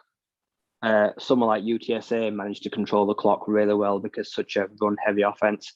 Sincere McCormick, he's definitely one of the names to watch for this draft as one of the running back class because he's really good. Basically put the entire game on his shoulders, nearly 40 touches, and he delivered. He kept churning out nearly half a first down every time he touched the ball. He gashed them. They got really tired on defense because when you're trying to tackle someone and playing that much run defense, it's tiring. You're stacking the box constantly and you're putting your defensive backs on an island to try to stop the run. It just wears you out over a long period. As you say, in the second quarter, I think they jumped out to a very healthy lead. Zappi threw, I think it was an interception. I think where they fell down, I think it was 21-3 nearly at some point. UTSA started to run away with it. In the second half, though, I think Zappi kind of just went for it. He kind of just had nothing else to lose, so he started airing out the arm a bit, found 2 receivers, put up huge numbers again. For someone that's only 6 foot, 6'1", small guy, he's not got the biggest pocket presence, but he's got a hell of an arm, can make all the throws. He is now in the bowl game. He's very close to breaking those Joe Burrow records from 2 years ago. He's on pace to have the best season of a quarterback ever in football history, nearly. I'm hoping he's going to do it, but too one-dimensional, too easy to work out, too easy to defend against, and large chunk plays like that left too much time on the clock, which UTSA decided to chew up in a run game. It was set up perfectly for a UTSA win, who were also pissed that they lost to North Texas. So the team that played them after that was always going to be on the end of a run-angry defense and offense. Yeah, I'm sort of really glad for them that they were able to pull this one off. Because I mean, that must sting. One game against North Texas, you have a perfect season, you win the CUSA, and you get yourself a good bowl game in the process. You know, the most amazing season possible. And I mean, it still is a really good year, but that's really going to sting for them. I think that one is. But it was a good game. Bailey Zappa, I mean, he's an interesting one going into the draft now. Like you say, he's breaking all sorts of records, but I do believe that this is the year he declares. I mean, someone's going to take a go on him, surely. I think he's going to get drafted at some stage. You see the talent there. There's the possibility to, there's a lot to work with, but I would expect to hear his name called. I don't know about you. Where roughly would you expect to see him going in this draft if someone does take a leap of faith with him? I'd err on the side of caution. I think for all his talent, I think his ceiling is really low. I think the floor is pretty good, but I just think the build, the mobility as well. I think you're going to be looking 5 to 7. If anyone's going to draft him at all, he's going to be a flyer because he's going to need a lot of work. And for all the yardage, there's a lot of questions about arm strength. Like he really doesn't make the bomb throws. He doesn't put a huge amount of velocity on the ball. Even if he can make them all in the book. I think he's someone that is going to need a few years to develop. So he's definitely not for a QB needy team. He won't be ready anytime soon. And I'd like to think he's going to go in the later rounds. I hope he gets picked because he deserves it. It could be very well the next Mike White. And he came from the same school, Western Kentucky Hilltoppers. So maybe he's going to follow in some famous footsteps and be a a one-hit wonder, but go down in history books. Exactly. It's certainly an intriguing name to watch out for. And if your team calls his name in the draft, then, it's going to be an intriguing prospect for sure. And, it's going to be interesting to see what happens with him. So, yeah, that's the CUSA. So we're going to move on now to the MAC. And the MAC obviously is played at Ford Field. I'm getting it right. We weren't able to call this one because we didn't really know a great deal about what's going on here. But this was played out between Northern Illinois and Kent State. And this was another one which got, team got out front quite quickly. And really, the opposition was never able to make a game of it. And I know one of the guys we know, Ryan Dengel from Bear Down Report, he was absolutely delighted with this result because he supports the winning team here. It's the first time they've won a championship in a little while.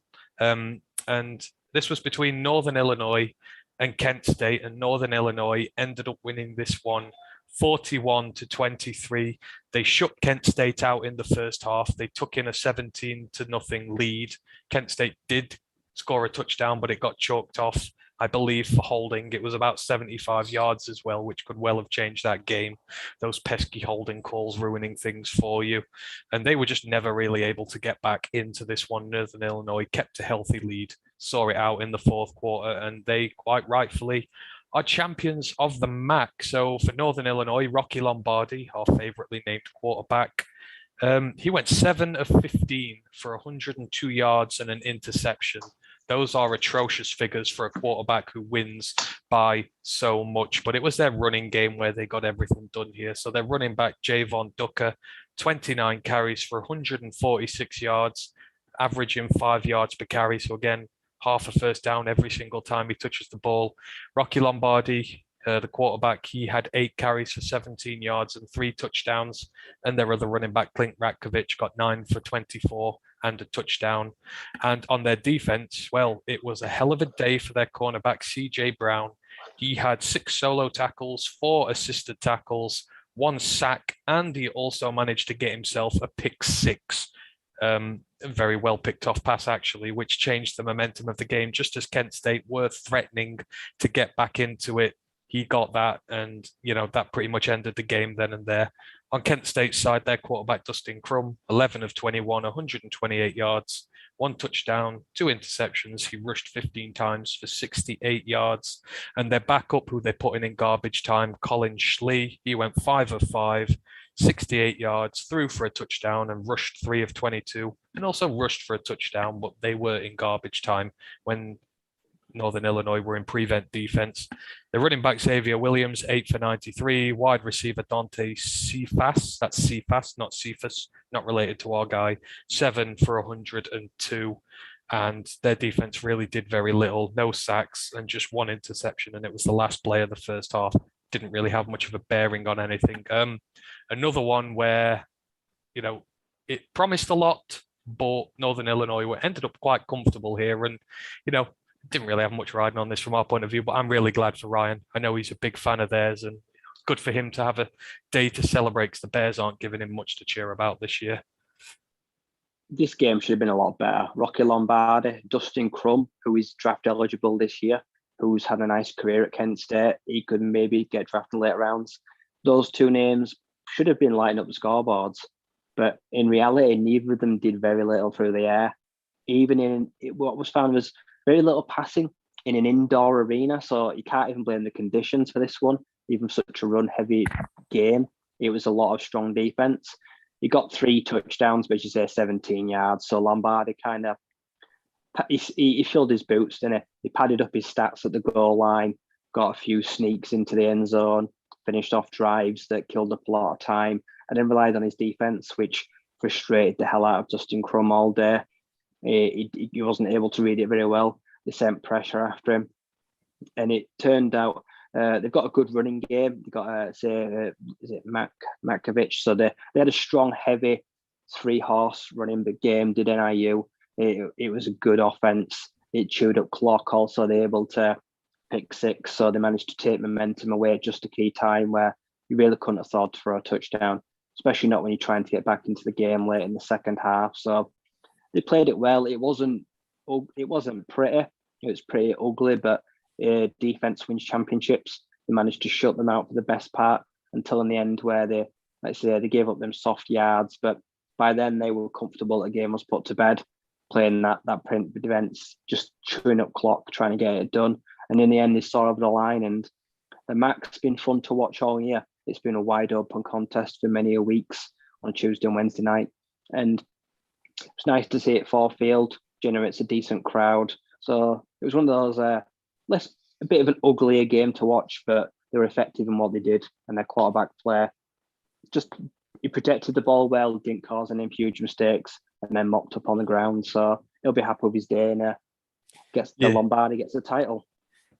He does. I feel sorry for the running back, Ducker. You get 146 yards on the day, and then you see your quarterback go over for 3 rushing touchdowns while you yourself get nothing. I mean, these plays, they ran the same play every time. It's the right thing to do. But as a running back, it must annoy you just a tiny little bit that your quarterback is rushing in all the time when you've done all the hard work to get you down there. But, Northern Illinois, it's been a great season for them.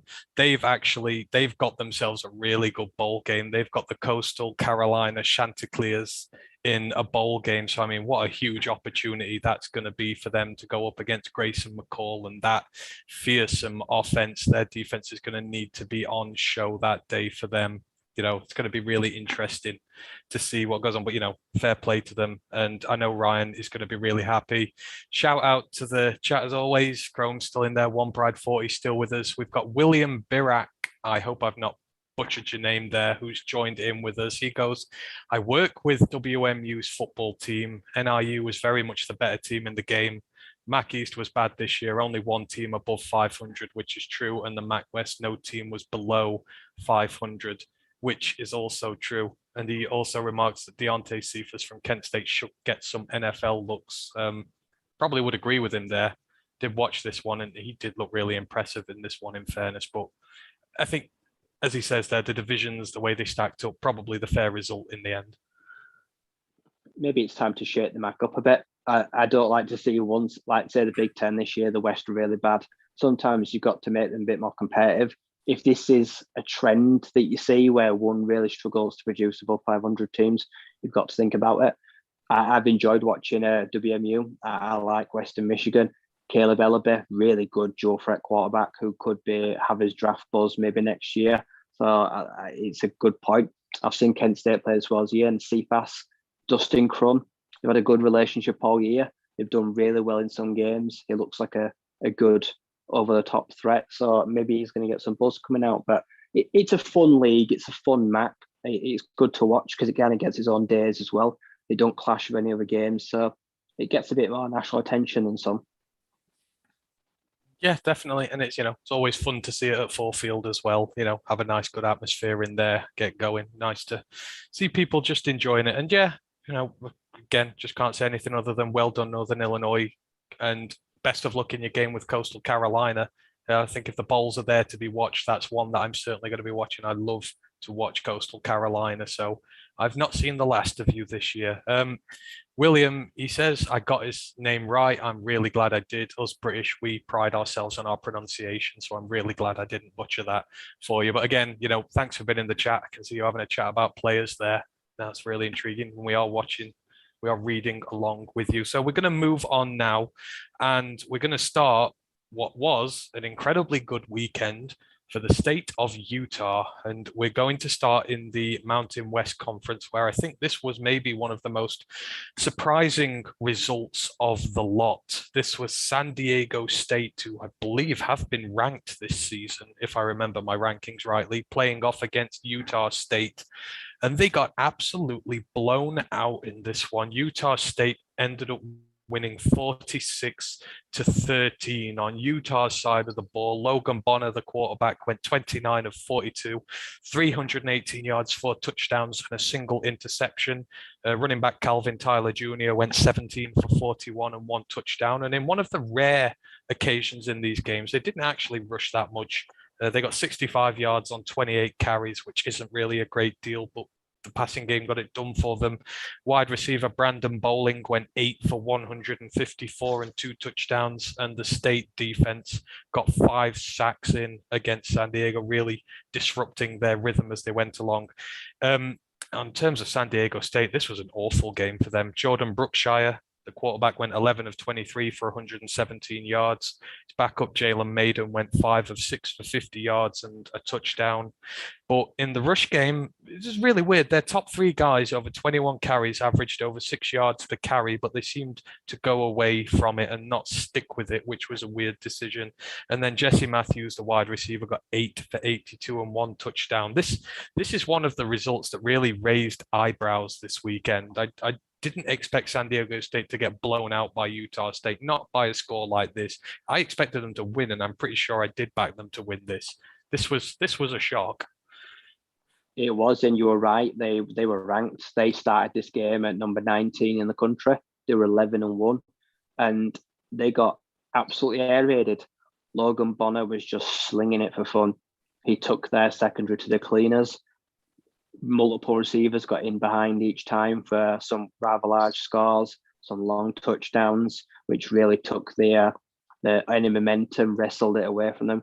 San Diego State, poor on both sides of the ball. I'm pretty sure they're known for having a pretty stingy defense, but there was nothing they could do in this game. They just could not keep those receivers contained or stop from getting behind them. And also their offensive line could not keep their quarterbacks upright or protected. Utah State feasted on them, let's say 5 sacks.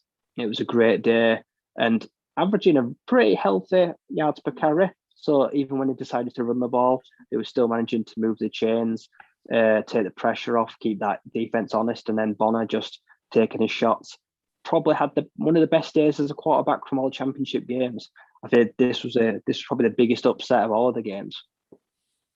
Yeah, I don't really think there's much else can be said there.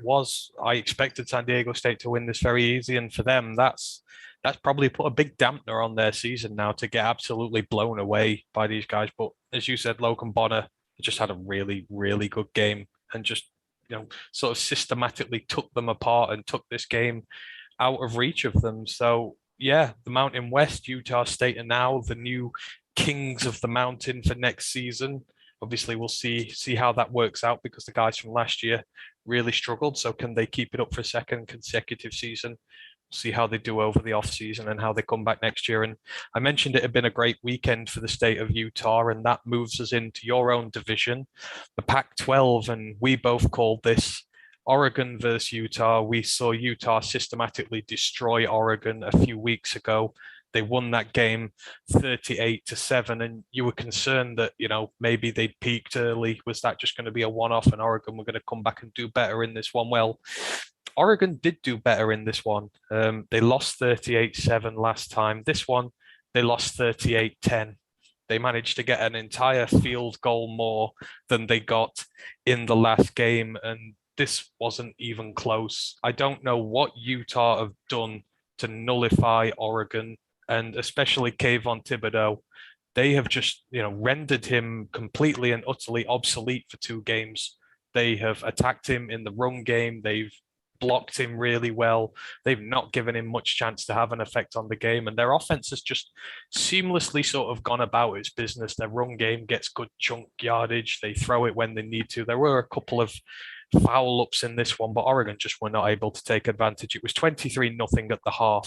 I believe it was similar in the first game. I think they were 28-0 up in the first game. And in the second half, it's just too big a hole to dive out of. Utah run down the clock. They still score points. They give Oregon no chance to come back into it.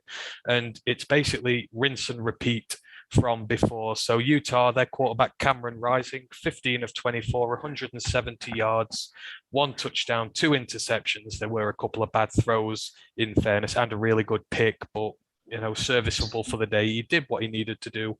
9 carries, 61 yards on the ground. Tavian Thomas, their running back, he got 18 for 63 and 2 touchdowns. And then in the receiving game, Britton Covey, 5 for 72. Dalton Kincaid, 4 for 61 and a touchdown. But, leading this defense, he's in the draft. He's going very high. He's hopefully coming to Detroit if we can find ourselves in the right area to pick him. Of course, we're talking about Devin Lloyd, 5 solo tackles, 2 assisted tackles, and a pick 6, which was sort of vital in extending the lead very early on in this one.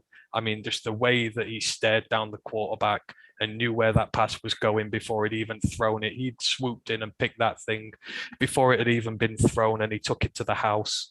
He had a wonderful game. And overall, they sacked Anthony Brown 4 times. They got 2 picks altogether. But on Oregon's side, it was horrible. Anthony Brown, 13 for 24, 147 yards, 2 interceptions. The one, like I've just mentioned for Lloyd, he didn't even see him come in. He just threw it and it was picked. And the second one was really, really bad just before the half. He must have been about 3 or 4 yards out of bounds in the air, and he made an attempt to try and pass it back into play. Ended up throwing it up straight to a Utah player, and they put on more points right before the end of the half. It was a stupid decision, and I don't know what he was thinking about. He had a really bad day. Travis Dye did what he could. Running back, 15 for 82 and a touchdown, got 4 receptions for 27 yards. But in their defense, there were some positives there for them. Linebacker Noah Sewell, we're hearing about the Sewell family a lot. He got 8 solo tackles, 4 assisted tackles, and a pick. Verone McKinley, he's good in his own right. He got a pick as well. Kayvon Thibodeau, he did get a sack, although it wasn't really affecting the game that much. This was rinse and repeat from what we saw 2 weeks ago. It was pretty much exactly the same game. Utah get out front quickly. Oregon never looked like they're in it whatsoever. And whatever game plan Utah have come up with for Oregon, they've executed it to perfection. Yep, Oregon did not adjust. From the first game, what happened, it just happened again like that. I think that was why Cristobal, I think that's why he left. Or did he feel like he was going to get fired? Maybe because of it. Maybe it was a bit of a, we'll push you go before we push you out, because it was a god-awful performance. Anthony Brown, they must be so glad to see the back of him. He is not a good quarterback. Never has been. Bang average wherever he's been. He's had a really up and down year all this year. I've never really rated him that highly. Awful game. He makes terrible decisions, as you say, where he throws back across his body instead of just taking the ball out. Bounds, kill the half, tries to make something happen. From 23-0 down, there was never any way to get it back in. Travis said, the Dye brother, did what he could, tried to move the chains, broke off a few big runs, but was relatively easily bottled up. Kayvon Thibodeau, he somehow managed to murder his own draft stock twice now when the whole country's watching, both games against Utah. It's a mixture of they'd run it away from him, but then they'd also run it right at him, and he still didn't do anything. Offensive linemen absolutely bullied him. Tight ends coming across, jamming him. He never got hands on anyone. He really did himself no favours on the biggest stage. These televised games, the sack, it didn't really show anything. I now doubt if he's the man for the big occasion, because he certainly hasn't shown it now. He's developed some flaws. Verone McKinley, I like him. He's a good safety. He's probably going to get drafted. So he showed out pretty well. Noah Sewell, kid's an absolute freak. I can't. He'd be eligible in 2023. People have already eyeing him up as one of the high linebacker picks. Devin Lloyd, though, he was brilliant in the first game. I think he won Pac-12 Defensive Player of the Year. I'm pretty sure he won that award this year, and he showed why. He read the quarterback's eyes. He jumped the route, scored a nice, I think it was 20, 25 yards, scampered into end zone. No one even got near him.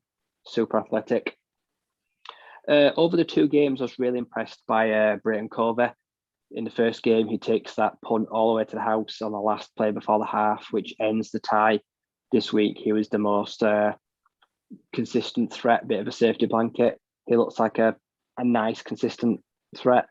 Cameron Rising, it seems like they found their quarterback. He kind of emerged this year, so they'll feel good about him going into next year, because I believe he's a pretty young man. Nephi Sewell, the understudy, who I think maybe the older one, but I feel like he's definitely Noah's shadow. He's had a nice year as well. He had a good game in the run support.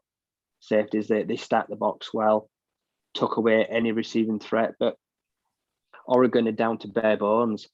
Mike Pittman, gone this year transferring. They lost John Johnson the third. So Anthony Brown's really had no targets all year. They've been a really one-dimensional team because they've had very few outlets, but it's been a real struggle. And they just imposed their will early. Utah and Oregon just never had any answer whatsoever. And it showed in the rankings because Oregon plummeted and fell behind Utah, who end the season really nicely and got themselves a nice bowl game too, I think. Well, I mean, they sort of came out of nowhere. I know because you're obviously in the Pac-12 and keep a close eye on it, but Utah were just one of those sneaky teams who were sort of in the background, and then just when it mattered, they sort of came out of nowhere. And the way they've just dismantled Oregon twice in a row with the exact same tactics, it's been a hell of a season for them. And I think rightfully, you'd probably say the right team has won and are the Pac-12 champions for this one. I don't think there's any complaints about this. I think just obviously they're going to have big holes next year. Devin Lloyd going to the draft, he's going to go really high. Replacing a guy like that will take a lot, but you'd fancy them to come back the way they've been playing, wouldn't you? Yeah, they've got a great head coach.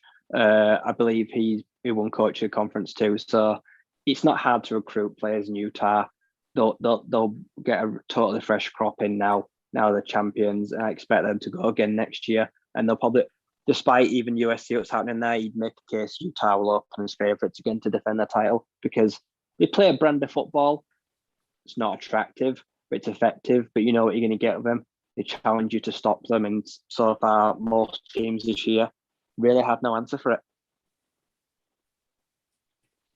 Yeah, absolutely.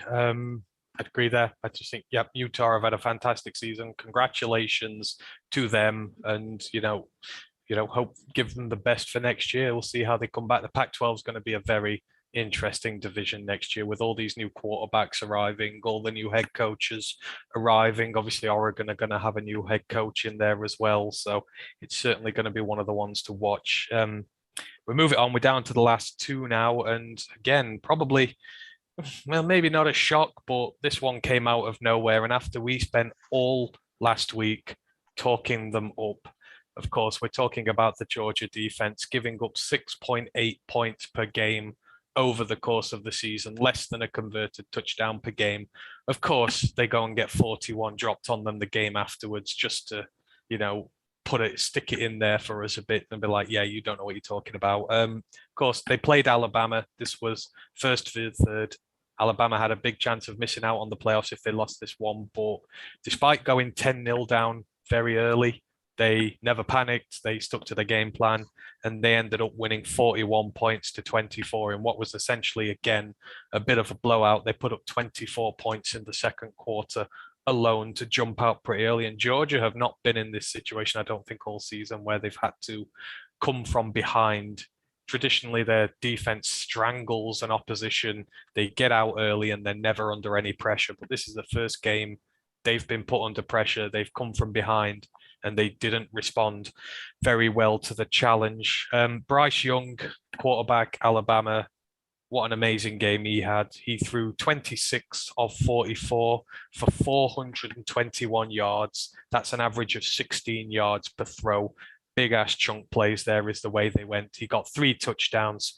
He also rushed 3 times for 40 yards and a rushing touchdown.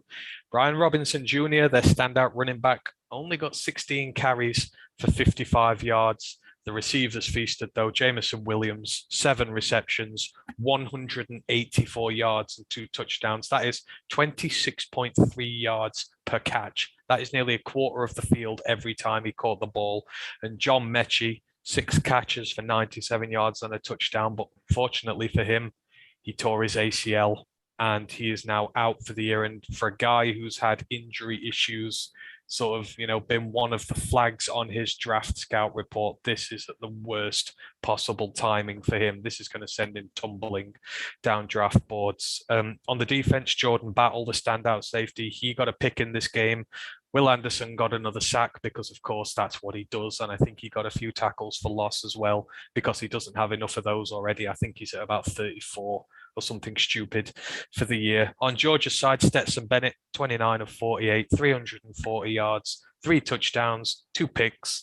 They only rushed 109 yards on 30 carries, so about 3.3 yards per carry. Again, not great. Stand out for them, though, their tight end, Brock Bowers, who's going to be the next big thing at tight end. 10 catches, 139 yards, and a touchdown. And that Georgia defense, that vaunted Georgia defense we spent all week, well, all last show praising. No sacks, no interceptions, nada, nothing. And it became very apparent what Alabama thought. You know, we said that front seven of Georgia's is fearsome. So what did they do? They passed over them. They didn't even try really and run the ball in this one. They just launched ball after ball after ball at that secondary, which is meant to be decent for Georgia, but it crumbled. And Bryce Young, I mean, Jesus, this was, if anyone was doubting his Heisman credentials in his first year, this put that to bed. You don't just put 41 points up on a defense like this so convincingly if you're not really damn good. This game is the Nick Saban effect. Alabama turn up when it matters. Alabama can be bang average all year. When you get to the SEC title game and get to the playoffs, they just are a different animal. Bryce Young he's already he's number one pick next year. That is not even up for debate. Will Anderson is probably number two. I'd say those two probably almost in concrete. You could almost rotate them because we saw exactly what they offer. Bryce Young, he does everything Stetson Bennett doesn't. Stetson Bennett is a deer in headlights. He's not made for the big games. He doesn't know how to handle the pressure. He is, in my opinion, he's flimsy.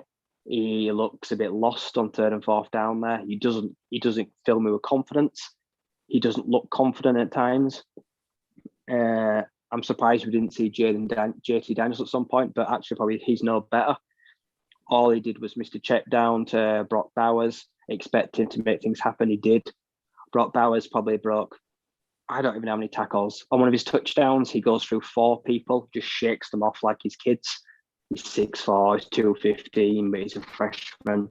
Kid's an absolute bloody freak. But he did give up on an interception, which Bennett will probably be really upset about because they were not on the same wavelength. This is not the game where you can make mental errors like that. You can't give up on plays because I think that was the Jordan Battle interception. It was actually quite easy. Undercuts it and the tight end just kind of stopped. The defense for Georgia, absolutely nullified. Alabama, they've got an offensive line that's probably good enough to play in the NFL now. They just build offensive lines for fun, send the clicks to the NFL. They kept Bryce Young upright, kept him sturdy, created holes for Brian Robertson Jr., who I think he's going to one of the All-Star games. I think he declared today. He's had a nice year. They managed to win that line of scrimmage battle really well. As you mentioned, Will Anderson Jr., I think that's 32 and a half tackles for loss now. He's at about 16 sacks, about 83 tackles. There's nothing that man can't do. And Georgia did their best to keep him quiet. And for big parts, they really did. He didn't do anything of note until it really mattered. And there was some just fantastic offense. Jameson Williams, there was huge gaps between the linebackers and the safeties. And they just did the same thing every time. It was just a crossing route, wasn't it? Every time, just hit him in stride across the middle, and they took it to the house. John Metchie, the poor kid, his draft stock is in tatters. What a game you could tear your ACL in. He's now going to miss the whole playoffs. He's going to have to come back from more serious injuries to try and convince people that he's not crocked.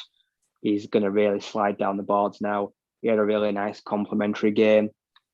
Had a nice touchdown, like I say, the crossing routes, using them both in tandem across the middle, under both safeties. It was just taking shots, picking them off. It was a really soft, kind of sad, soppy defense. They really didn't offer much on the back end. They didn't buckle it up, didn't stack the box. Kirby Smart just got everything wrong.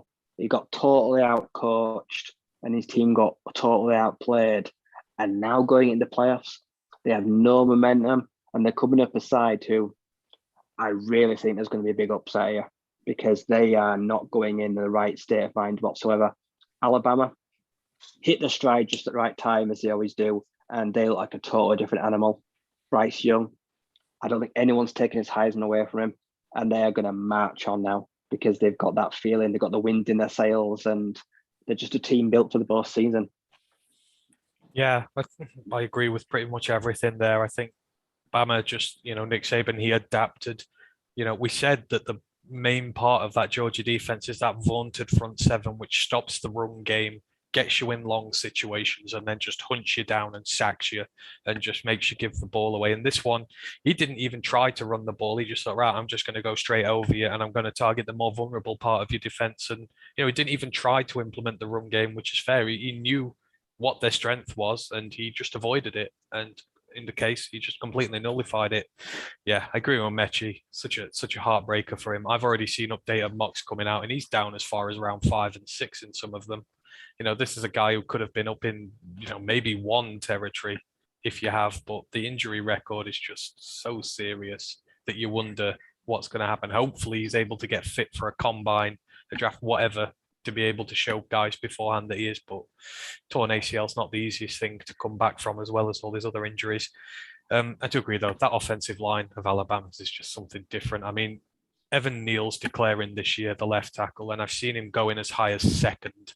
And, you see why in games like this. He's probably absolutely worth a second pick now, if you look at him. I mean, the guy's he's like 6'8" or something stupid like that. And I would look up at him. I'm 6'4". I would look up at him, and the guy is just going to be a monster tackle in the NFL going forward. But I could see him going second. I don't know about you, but I think he'd be worthy of that.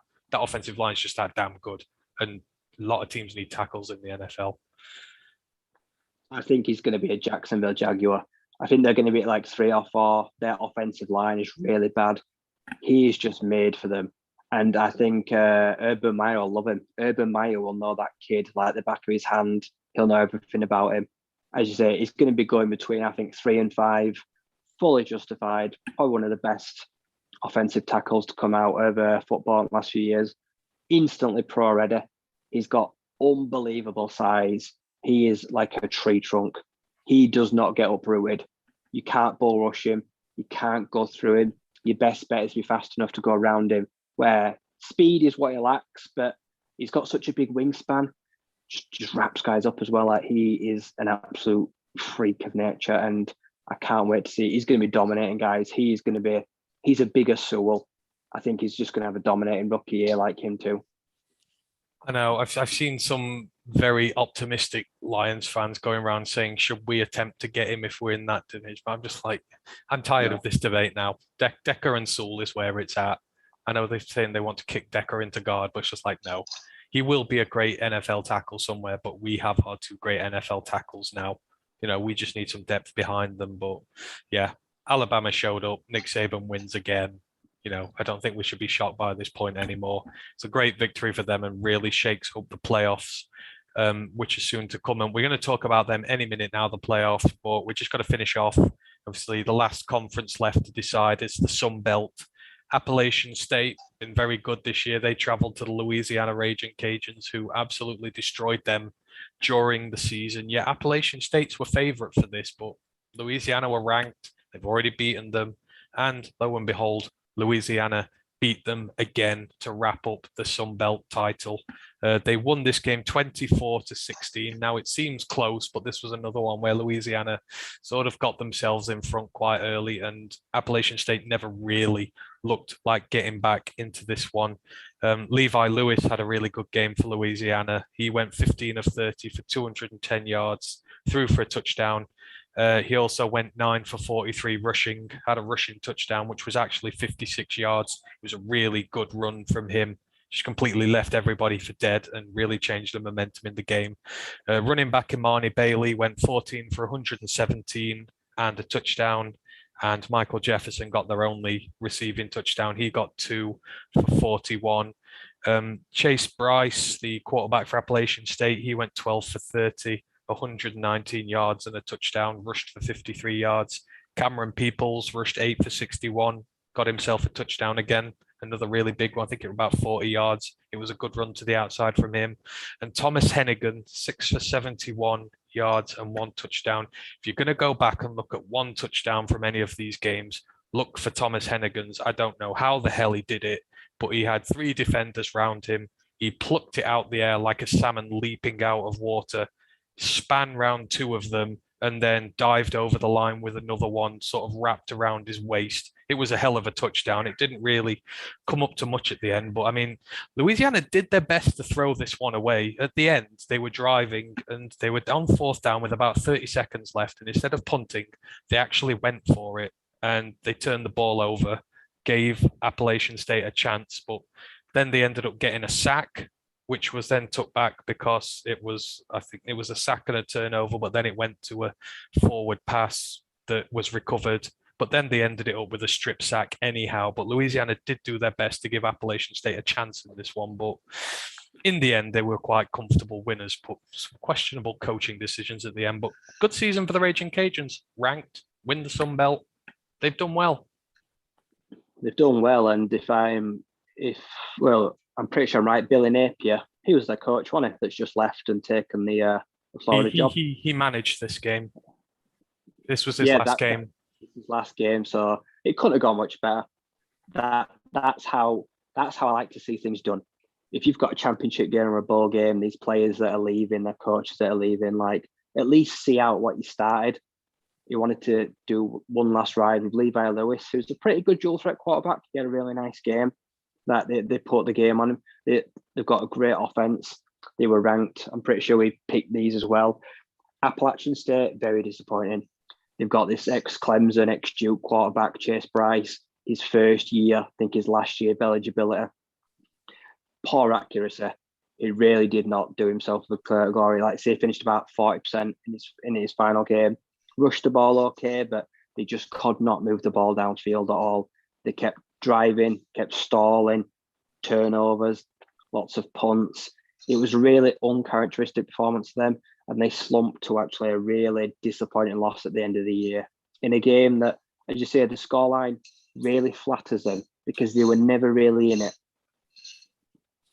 Yeah, I agree. I did watch a bit of this, and yeah, Appalachian State just didn't really come to the show on this one. I just think Louisiana were better. They have the better team on both sides of the ball for me. And, I think quite rightfully, the Sun Belt title is theirs. And I believe they're going to the New Orleans Bowl where they're going to face off against Marshall, which they should win probably at a canter. I do love Marshall because they gave us Devontae Beckett, who's still going to be a good linebacker for the Lions, but they're not going to be a match for Louisiana in that one. So yeah, all fair play to them for winning that.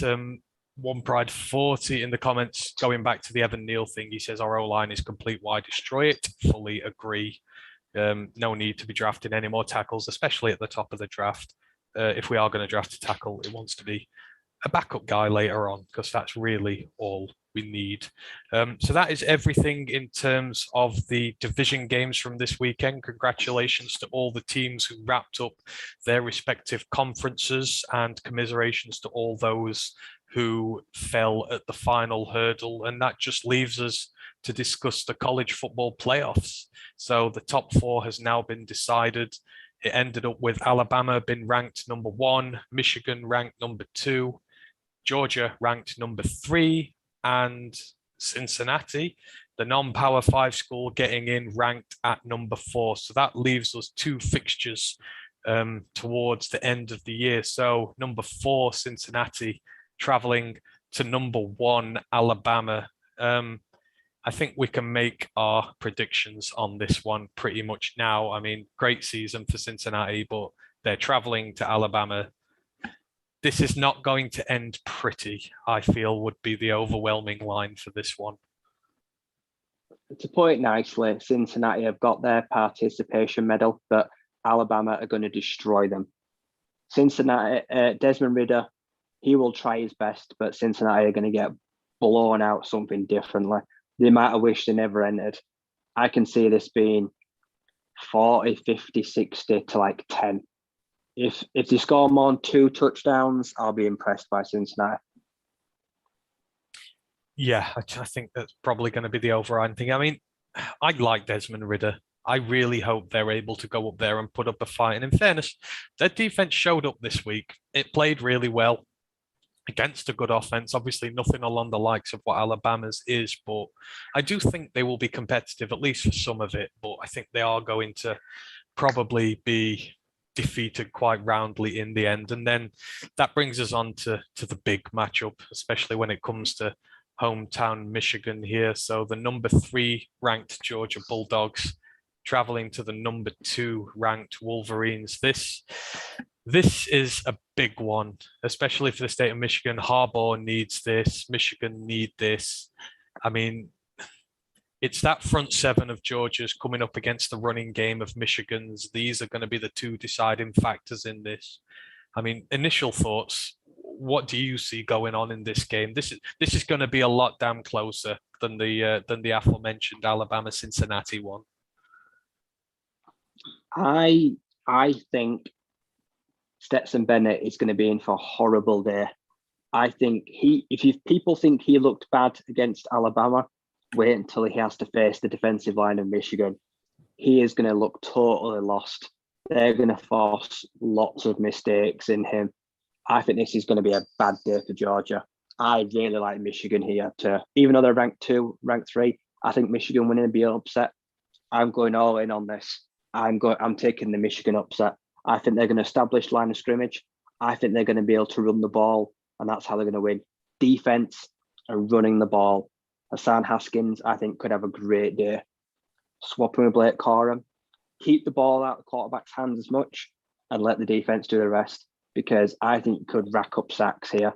Even behind a good Georgia offensive line, Stetson Bennett will not be able to get away from this pressure, and he looks flustered. He gets very worked up on 3rd and 4th down. He looks lost out there sometimes.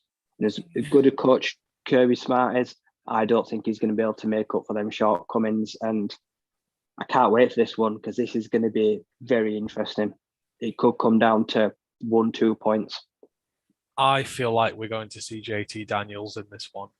Just personally, I think after the game Stetson Bennett had, it would not surprise me to see JT starting under center, because he has the more big game persona about him. And I still think he's probably the better of the 2, all told. But this is so hard to call. I think Georgia are going to learn a lot from that Alabama game. I think they needed a wake-up call. Sometimes unbeaten teams need to lose to, just sort of rediscover themselves a bit. You can get a bit complacent, and I think that's what they did. When you're giving up less than 7 points a game, I know you're playing to high standards, but sometimes you just need a bit of a kick up the jacksie to really, re-get you going again. And I think this is what's going to happen. I think we're going to see a much more fearsome Georgia defense in this game. And the trouble is, Michigan really rely on their running game. And Alabama didn't have to. They've got a quarterback who's a Heisman finalist, who's probably going to win the damn thing. And they've got the receivers to go along with it, the high-level 5-star receiving guys. Michigan don't have that. And that's not to say McNamara is bad or the receivers are bad. They're not. But they're not the same quality as what Alabama are. And I don't think it's unfair to say that. If that front 7 and the linebackers come up and really get into them and stuff this run game and put it on McNamara's shoulders, I feel that they're going to have problems putting points up against them. And I think that the Georgia offense will be able to deal with it. I think this is going to be sort of a wounded beast who's going to really just lash out at the next team who tries to come up and get them. So, I mean, it's still a while away yet. And this is one that, could change depending on what happens. But for me, and I hate to do it because I'm a Lions fan and I want Michigan teams to do well, but I see Georgia winning this probably by 15 points, something like that, just because they're going to be licking their wounds from this. And I just don't know. It could go the other way, but my gut's telling me Georgia on this. I don't know, but that run game just means so much to them. And I just don't know if Cade's the answer when he's there to be called upon. You saw it with Stetson. Stetson Bennett crumbled when the offense needed to put up points for Georgia, whereas all season he's been quite serviceable when he's not been put under pressure situations to deliver. I don't know about you, but that's how I look at this one. I think stopping Brock Bowers will be key. I think both teams are going to have to stack the box. I expect to see at least 8 personnel for both teams in the box. That's one to stop the run and one to take away the security blanket of the tight end. I don't know if I'd be brave enough to start JT Daniels, who's barely played all year. I don't even know. He's never looked healthy. To sit Stetson would be a bold statement. Let's see. I don't know if Kirby Smart's got the bollocks to do it. Nick Saban definitely would, but Kirby Smart's always come across to me as a very nice guy. I think if he was gonna start JT Daniels. I think I'd have seen him in the last game. You could make a case where last quarter maybe JT should have played in the last game, but if he does decide to make a swap, it's going to make this game even more interesting because it'll be totally wide open then because you don't know what you're getting with a JT Daniels that's played like 3 games all year. But I reckon that I agree. Michigan know Georgia are going to stack the box, so they're going to have to. I expect a few trick plays. I think we're going to see some deep shots, soft trick plays, some flea flickers. They're going to have to build out all their bags of tricks to get this done. Yeah, I think this is going to be a tremendous game. I think from the off, I wanted to see Georgia versus Ohio State, but with Michigan doing so well, this is going to be fun to watch and one we're definitely going to be tuning into. So split on this one, Alabama beating Cincy. One Proud 40 still in the chat. Thanks for being along with us for this. I'm pretty sure he's an MSU fan, a Michigan State fan. He's picking Georgia for this. Also says he's not keen on Ridder for the Lions. I mean, quarterback situation this year, there's no standout guy.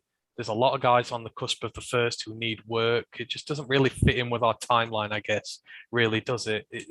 It's so hard to make an analysis on some of these quarterbacks, your Strongs, your Ridders, your Willises, etc. It's very hard to, to accurately judge them. And I think I probably agree. It's probably not the best in our situation. There's so much pressure on the line to take a quarterback, which probably makes them want to do it even less. Dan Campbell, they'll probably try to kick the can down the road and try wait as long as they can to make a decision. But I also don't want to wait to 2023 because when the money runs out with Goff gets run out of town, kind of, even though he's played well. Next year, when that like 21.5 million guaranteed, when that ends, there's a good chance he will not be here unless he plays lights out next year. So there kind of has to be someone, whether they're good or bad, someone has to be there. Even if we have to suffer through a terrible 2023 with a rookie quarterback, I'm still all for it. I have mocked a quarterback. It's not one of the ones we just mentioned, but I don't want anyone to feel bullied into taking a QB at the end of the first. I don't think they will listen to all the hype. I don't think they will make a decision they don't want to. And if they want to wait for Bryce Young, that's fine. That just means we're going to have to tank next year.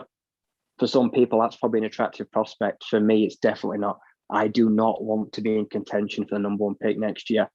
Even if that means Will Anderson or Bryce Young, I do not want it to happen. Thing is, we have the extra first round picks going for us. We have the opportunity to trade up next year, even if we're not near the top. But, I agree. It's really hard to make these picks at the end of the first, the start of the second. Don Burrs joined us in the chat. Thank you, Don. Again, appreciate everyone who's with us this evening. He mentions Sam Howell's going to be pretty good in the league and to watch him. And you know what? I agree. I've watched Sam Howell very closely this year. I felt he got far too much disrespect after that first game against Virginia Tech. And he's just got better and better all year. And I'm so conflicted with him. It's just like, if I was going to take him this year, I'd want to start him and put him in there. But I don't know. What are you with Sam Howell? I would like us to get him, but I don't know. It's just these things with quarterbacks. It's so hard to make a judgment call on them. But I love Howell, and I agree. He's going to be one to watch for sure. Spoiler alert, I'll be talking about Sam Howell later. But the way I see it is if you take Cincinnati Bearcats and you get rid of Ridder and you put in Sam Howell, I don't think they skip a beat. I don't think they lose any momentum. I still think they can make the playoffs. They still might go 12-0. I don't see that offense changing whatsoever. He worked with a Ty Chandler that was up and down. He established a relationship with one Josh Downs, whereas Cincinnati had 2 good receivers. He was behind a patchwork offensive line. Running for this life, how many times has he been hurt this year or had to go into that blue tent because he's been hit and he's come right back? You cannot put this record on Sam Howell because he's played his ass off this year and still put up great numbers. And I think he's a great project to next level. He's 6'1", but he's stocky. He's great. He runs okay. He doesn't do designed runs, but he can scramble when he has to, like Sam Hartman. They don't ask them to run, but when you need them to, he's able to get yards. He's had some good rushing games this year, like Corral. So people are too quick to rule him out just because UNC suck, and that's not his fault. Liberty sucked too, but everyone else still likes Willis, who was awful at times this year. Yeah, he got far. I remember the Lions fan base turning completely on him after that Virginia Tech game because it was him and Rattler getting hyped up preseason. It's just like, God, man, give him a season. And I think what I like most about him, and you touched on it there, the amount of hits he's taken, it reminds me of Stafford, a guy who will leave everything on the pitch for you. He will take big hits. He will come back in and make plays. He won't go and hide in a corner. He will come out, and he's got the rushing ability as well. He's had several 100 or near 100-yard rushing games as well this year as the amount he throws. So, yeah, we're both with you, Don, and we're probably going to mention him in a minute, which means it's probably best for us to go on to our mock drafts, our final order of business for the day. So, if you have watched this a lot, you'll remember in about week 7, about halfway through the season, we did a mock draft based on what we'd seen this year. Some of our players in there we wanted to draft, and we did it with the intention of coming back at this time of year and seeing just how much our opinions have changed. And boy, howdy, looking at my list, which is still not fully complete, there has been a lot of change here. You think of the draft board, the top 5 at the start of this season, what was ranked. Barely any of them are there anymore. Spencer Rattler's no longer there. Sam Howell's no longer there. Stingley might no longer be there, depending on who you believe. It's been a really interesting one, this has, but as per the last one, the rules are we can't trade at the minute. We're not going to mess around with trades. The only thing that influences where we pick is our belief of where we're going to be picking in the draft. I think last time, did you pick 3 last time? I picked 3 last time. Yeah, I'm picking 2 this time. I think we're not. I don't think we're going to get number 1 because I see another win in the Lions. So do I. I'm still sticking with 3. So, those are the rules. We'll go through. We've got the picks. We've got the comp picks in there. I believe altogether we've got 2, 3, 4, 5, 6, 7. We've got 9 picks this year, actually. That's intriguing. Got a lot of talent to come. So obviously we've got our first round picks. Now, who did you pick with your 3rd pick last time? And has that changed in your new mock? It has changed. I think I had Kyle Hamilton at 3. I've now got Aiden Hutchinson at 2. I've made this pick based off because I think Lions fans are in love with him because he's Michigan at heart. I don't think the other teams at the top of the draft have that affection for him like we do. So I think someone else picking first may pass on him. But from what I've seen in the last few weeks he's all business. He's a born leader, technique. I saw one play in the championship game where they tried chipping with a running back. He rips the O-line's arms down and then he swim moves the running back onto way to his sack.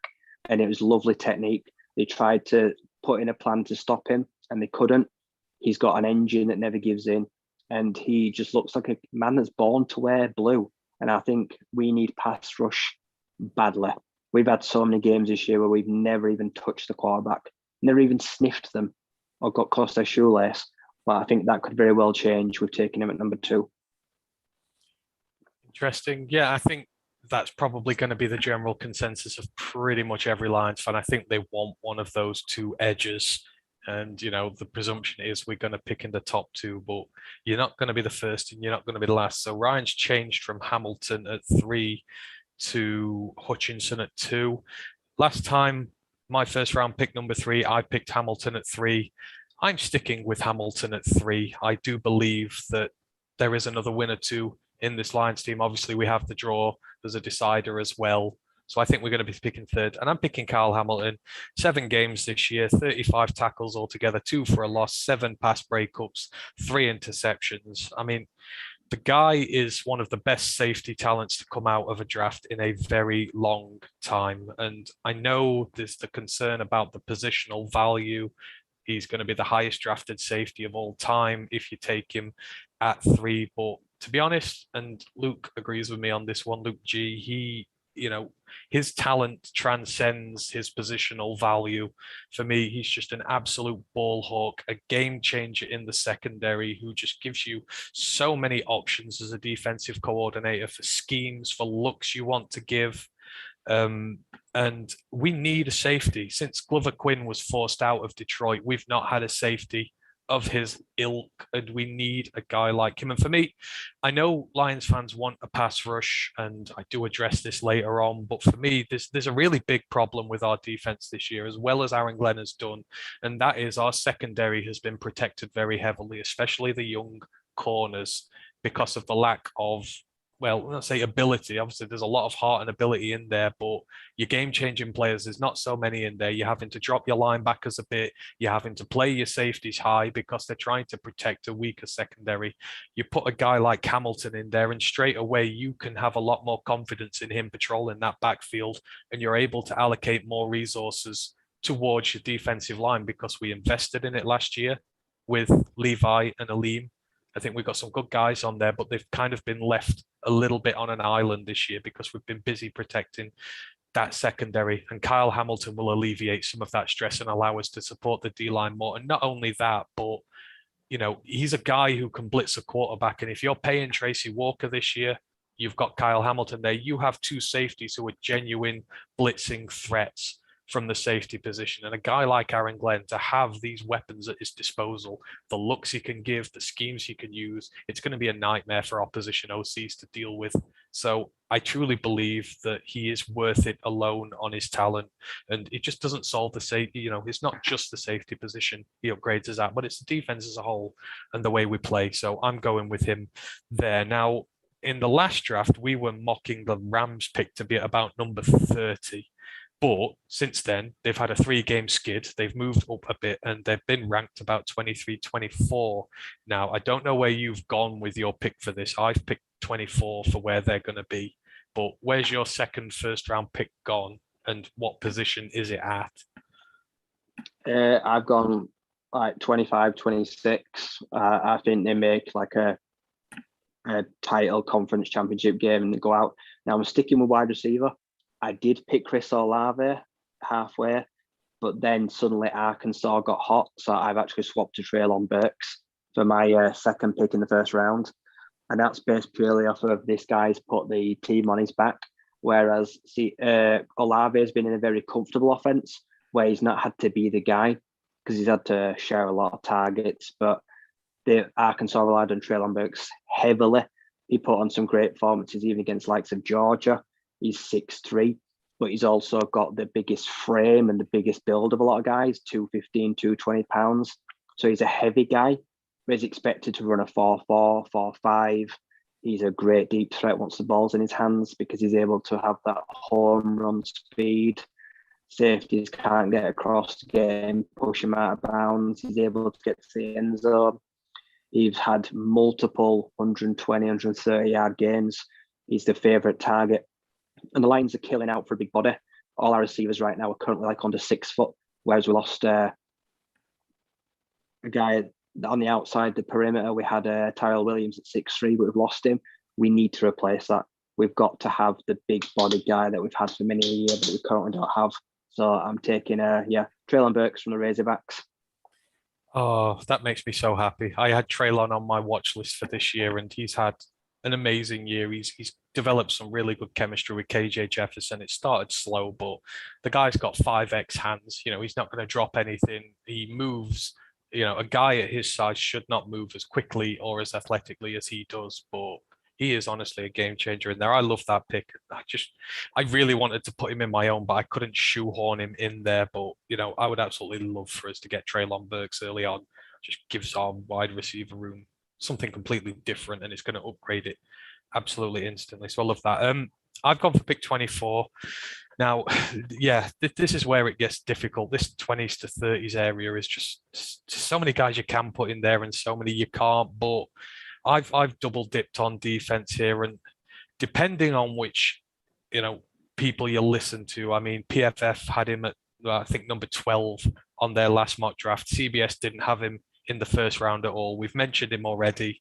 I'm double dipping on defense at number 24. I'm picking Devin Lloyd, linebacker, Utah. I just think there's something special about him. He's played 13 games this year, 62 solo tackles, 44 assisted tackles, 22 tackles for loss, a tally of 97 yards lost with that. He's got 8 sacks, 60 yards, a fumble recovery, 4 interceptions, a pick six, 2 quarterback hits, 6 pass breakups. I mean, he's just been an absolute game changer for Utah this year. You've seen yourself on national television twice against Oregon. He's kept the middle of that field clamped down, and he can hit you from anywhere. He can go after your quarterback. He can do well in coverage. He can do well blitzing. There's just nothing this guy can't do. And if I'm putting him next to Derek Barnes next year, I mean, again, these are 2 guys who the world is your oyster as a defensive coordinator. If you have Devin Lloyd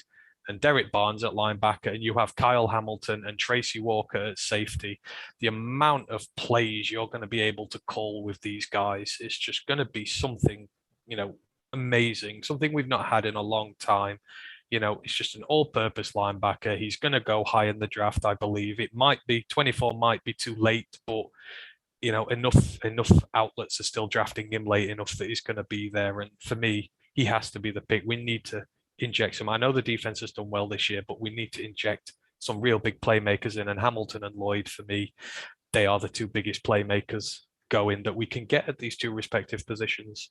Had a few in the comments who picked along with us. One Pride, he says he picked Hamilton at 3. He reckons the Rams pick's going to be at 21. He's got Brandon Smith or Jermaine Johnson there. God, that's going to make Ashley happy if we draft Jermaine Johnson. I agree with Brandon Smith as well. He's the Penn State linebacker, isn't he? Is it Brandon Smith? Am I getting that wrong? I think he's a Georgia backer. I'm not sure. Oh, Kobe Dean's the Georgia one, isn't he? Hang on, I'm getting mixed up here. Yeah, anyhow, One Pride's going Brandon Smith or Jermaine Johnson at 21. Don Burzin, he says Nakobe Dean at 21, Jordan Battle at 33. That would be pretty good. We get our safety option there. I assume he's going to go edge for his first pick there. So moving that on then, we'll go to round 2. If you're picking second, then your next pick is 34. Assuming I know who's going here now. You've mentioned him already, but let us know. Who is it? Yep. I'll disclaimer. I'd wrote down my last picks in the mock draft, but I've forgotten a few of them. So I can't remember who was here to link with, but I've now gone Sam Howell. I've decided that I'm going to try have a quarterback sit under Jared Goff for the one last year that we know he'll definitely be here. For Sam Howell, for me, I see a bit of Stafford in him. I see the grittiness. I see the arm talent because he's got a huge arm. The guy can put 60, 70 yards, air underneath a ball, put a dime on it. And for me, his level of play didn't go down between having Josh Jordan, Josh Downs, and having Daz Newsome and Diami Brown. For me, those seasons don't look much different. Still good, he can still put 3,000 average yards a year. He can still give you 30 plus touchdowns a year. The interceptions, they can be tidied up, but put him behind a rock solid offensive line, give him a clean pocket to work with that we should be able to do in the future. I think you'll see a lot of those issues go away. You won't have to ask him to run for his life, even though he's shown multiple games this year where he's rushed for 100 yards and scores. He's able to scramble and keep players alive. I'm not going to ask him to do that, but I know he's got the ability to because he's shown me this year. I think he looks like a natural fit in Detroit. If we can go back one day where we've got a balanced or more of a pass-heavy offense in the league where it demands you to throw the ball, one of the QBs with the stronger arms and can make all the throws in the book, I'm more than happy to give this guy a year or two, whatever he needs. But it wouldn't surprise me to see him play a few games at the end of next year, come in for some relief if Goff struggles at any point, and maybe spark a little offense to it because we know he can shoot deep when he needs to. And that'll be an offensive coordinator's dream, I think. Someone with a bit more of a deep ball threat that we currently lack. So I'm going to address it. I'm not waiting until 2023. If it doesn't work out, it's a second round pick. I don't care. Well, put it this way, our history of second round picks means we're probably immune at this stage to been disappointed about them. So if you're gonna waste one, then waste the second rounder. We've done it a lot of times in previous years. But I'm with you. Not in this pick, but if we draft Sam Howell, I will not be disappointed. I will be actually quite happy. The only thing that worries me is the timeline because Goff's going to be here for another year, and I would just feel bad bringing Howell in because he's going to replace him right away, or he would have to replace him right away. You would feel. I think you're drafting him to be a starter, but you know it's a weird one. But yeah, I'm not going to complain if we draft Sam Howell at all. So that's pick 34 for Ryan.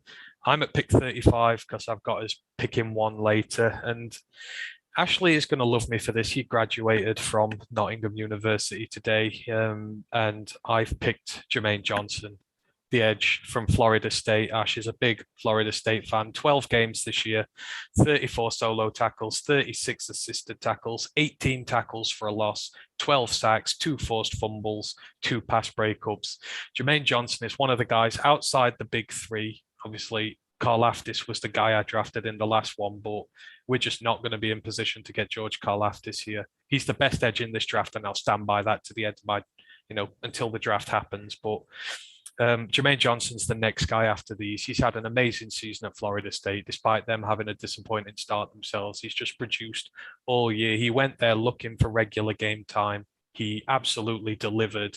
And I think that, he gives our edge rushing unit a little bit more dynamicism. And for me, I'm not as I'm not as much hung up on as a lot of others are. We're going to get Romeo Aquara back next year. Julian has shown in flashes that he can do the job.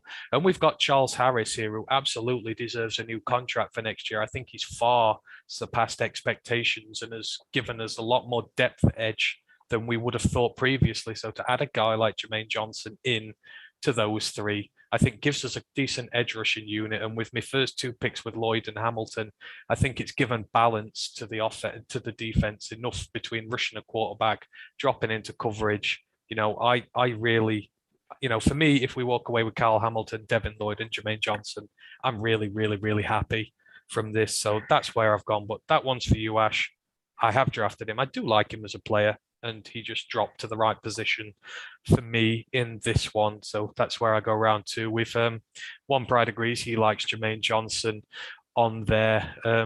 Also likes Howell. He says Howell reminds him of Baker Mayfield, probably by a looks only, but I think Howell will probably. Oh no, you know what? I'm not gonna insult Baker Mayfield. I do like him, but I think Howell might have a better career as he goes. So yeah, we move on to round 3 now. So that pick it'll be 66 for you and 67 for me. So where are you going now in round 3? Round 3, I'm opening up with I'm going strong safety, but I'm going for Joey Blount. I'm going for Virginia. I see a glaring hole because I'm not convinced that Will Harris will return, even though he's played okay in the nickel. This guy is 6'3", he's like 210. He plays against the run incredibly well. He comes up and stacks in the box. He can play that hybrid kind of guy that can be another linebacker when needed, but he's really good on the end.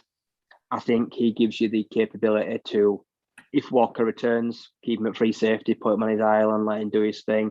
Or if he's gone, Hamilton, he gives you that as well if needs be. I think he can play multiple positions. He can step him outside linebacker if needed to. He's an absolute tackle machine. He's played multiple years now under the Cavaliers, who've had a strong defense, not always managed to be like Ryan, reliable offense, but he just made, I believe, the All-Star team. So he made PFF's team of the year. Played really well in that position, supporting the run. I think that's someone we need to rely on because I can rely on him to make a solid tackle. He can get those tackles for loss. He's able to match up against tight ends if needs be. He's got that big old frame at 6'3". He's an impressive specimen. And I think that's going to be my first spot before I'm going to double down on safety. He's going to be the first one. So I think we're going to have to stop the run consistently in NFC North. So it's another weapon to bring up to line of scrimmage too. Oh, I've doubled down on safety as well, but you don't even need to wait to know who the second safety is. No, that's actually a good choice. I didn't think about him when it comes to safety options, but I think there's some really good options around this year. Hamilton is obviously by far the standout, but you've got some good guys after that. Battles there, your guys, and, a few others as well. So yeah, that is safety for Ryan at the start of round 3. Me, Matt's maybe going to shout at me a little here because I shouted at him the other day for taking so many wide receivers, but I've spent round 3 picking wide receivers because I've done so well on my defense. initially, this pick, I'd picked Zion Johnson, the offensive guard from Boston College, and I would still take this pick to this day. But the only trouble is he's had an all ACC year with Boston College, and he's really boosted his draft stock. And I've seen him on the precipice of the first round now, potentially. It's definitely well entrenched in the second. So unfortunately, he's fallen out of my pick range for where I want him. I do want a guard to replace Big V in the long run, but not at that higher price. I'd rather keep Big V another year because he's probably earned another year with us. So pick 67, round 3. Whether he's going to be there or not, I don't know. But I've picked David Bell, the wide receiver from Purdue. Now, I've seen again people rank him up as nearly as far as the first round, but I've checked PFF's big board. He's still at 73 there. So I think this is a very good pick to get with our round 3. I've sorted out my defense. We need to go receivers now. David Bell at Purdue has had a really good year linking up with Aiden O'Connell there. They have linked up for some ridiculously good plays. He's got 11 games this year, 93 receptions, 1,286 yards and 6 touchdowns. I just think he gives our our wide receiver room some good depth there. And I think he's got the ability to at least be getting into wide receiver 2 slot. I don't really want to look for a big main guy, possibly until we're ready to go next year. But, David Bell for me, he's the guy in round 3. I'd be delighted if we were be able to get him there. We've got some, very good emerging talents at wide receiver, and he will, complement that very well. Just looking in the chat, Don Burr, going back to about Jermaine Johnson, he's suggested Nick Bonito. I believe he's the edge at Oklahoma. Maybe might be a better scheme fit for us. Actually, I do like him. I didn't think about him for that pick, but I don't think I'd be disappointed with either. I think I just decided to go with the birthday boy for that one. Right. So next, it's the round 3 comp pick. Said, where have you gone for this one? This is my first pick that stays the same, and you wanted a guard, so I'm keeping the guard. It's Jackson Kirkland, the 6'6" wrecking machine from Washington. Washington have had a bad year, but this guy has been a long-term starter. He's played left tackle, right tackle, but I've read online that he projects well as a guard. He's got great hand work. He works himself really nicely. He's got decent footwork.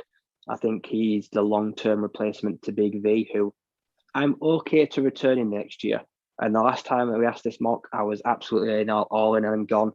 He has really turned it up in the last month or 2 for Detroit. He's now looks like he's probably worth the money next year. He's probably safer not to cut him, but he needs an understudy. As you mentioned, we've already lost. We've had the likes of Evan Brown, we've had Skipper, Matt Nelson. We really need some offensive line depth this year because we're down to the bare bones as it is. So I'd like to see someone that can step in at guard straight away. This guy is a bit of a mauler, which I like.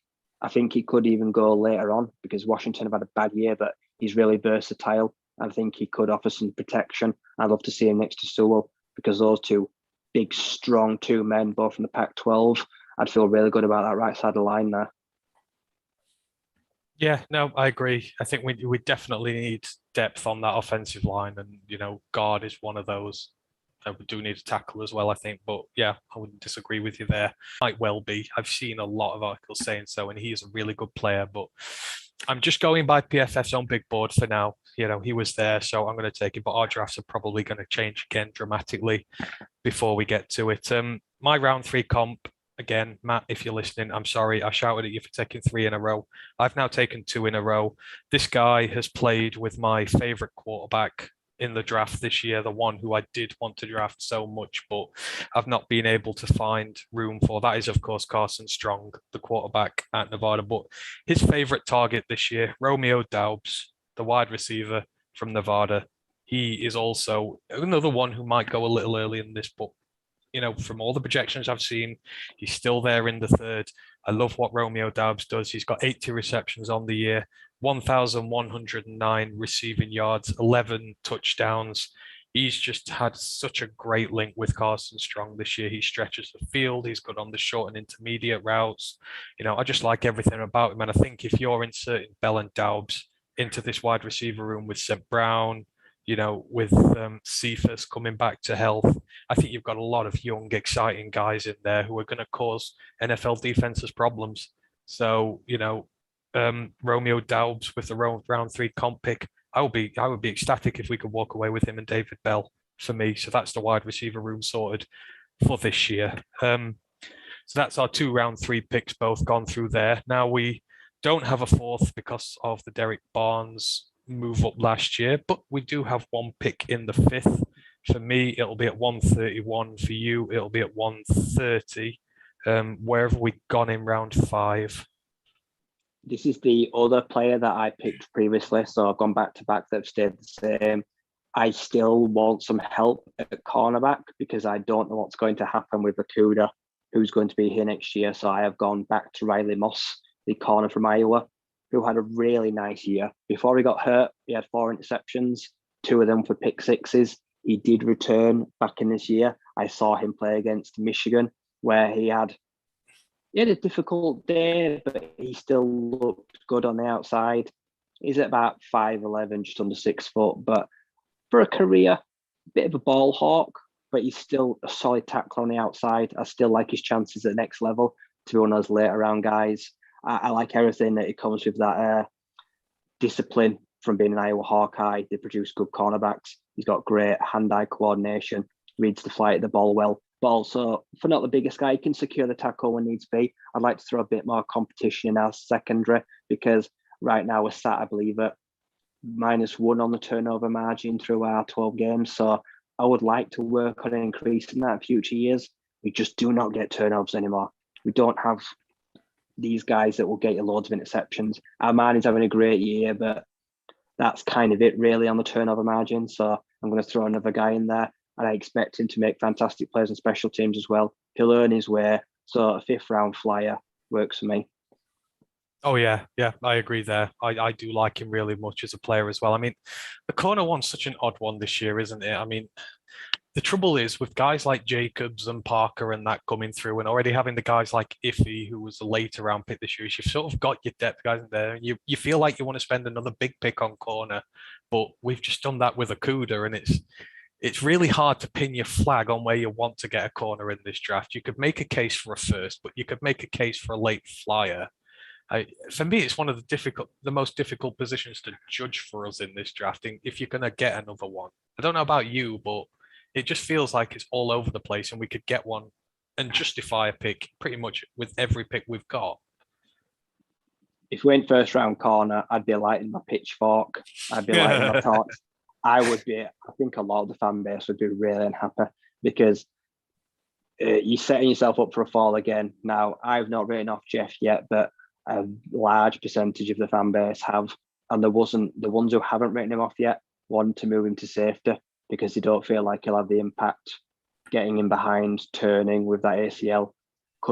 A safety move could be on the cards, but he's certainly got an uphill battle now to win the people over and to win his starting job back on the field because even once he's healthy, even now he's out of the walking boot, he's got a long way to go to get his cornerback 1 title. So you can make a case for adding a high-level corner this year. And the 1st round is going to be stacked with cornerbacks again, but some of them are riskier than others, like you, Derek Stinley. I think he's very risky, and I do not like anyone that picks him 4 or 5 because you're asking for trouble. He's undersized, he's injured, and he's living off of 3 years of tape, the first 1.5 years of the best. Yeah, I think me and you said during the first mock we did that, we were asked which players will we stay away from, and we both instantly said him. I think he's one of the ones we just don't need to go anywhere near. One Pride 40 agrees with us. He says, I do believe we need another corner. I think we do. It's just, what sort of value we're putting in. The trouble with us, the one pick I worry about is that Rams pick.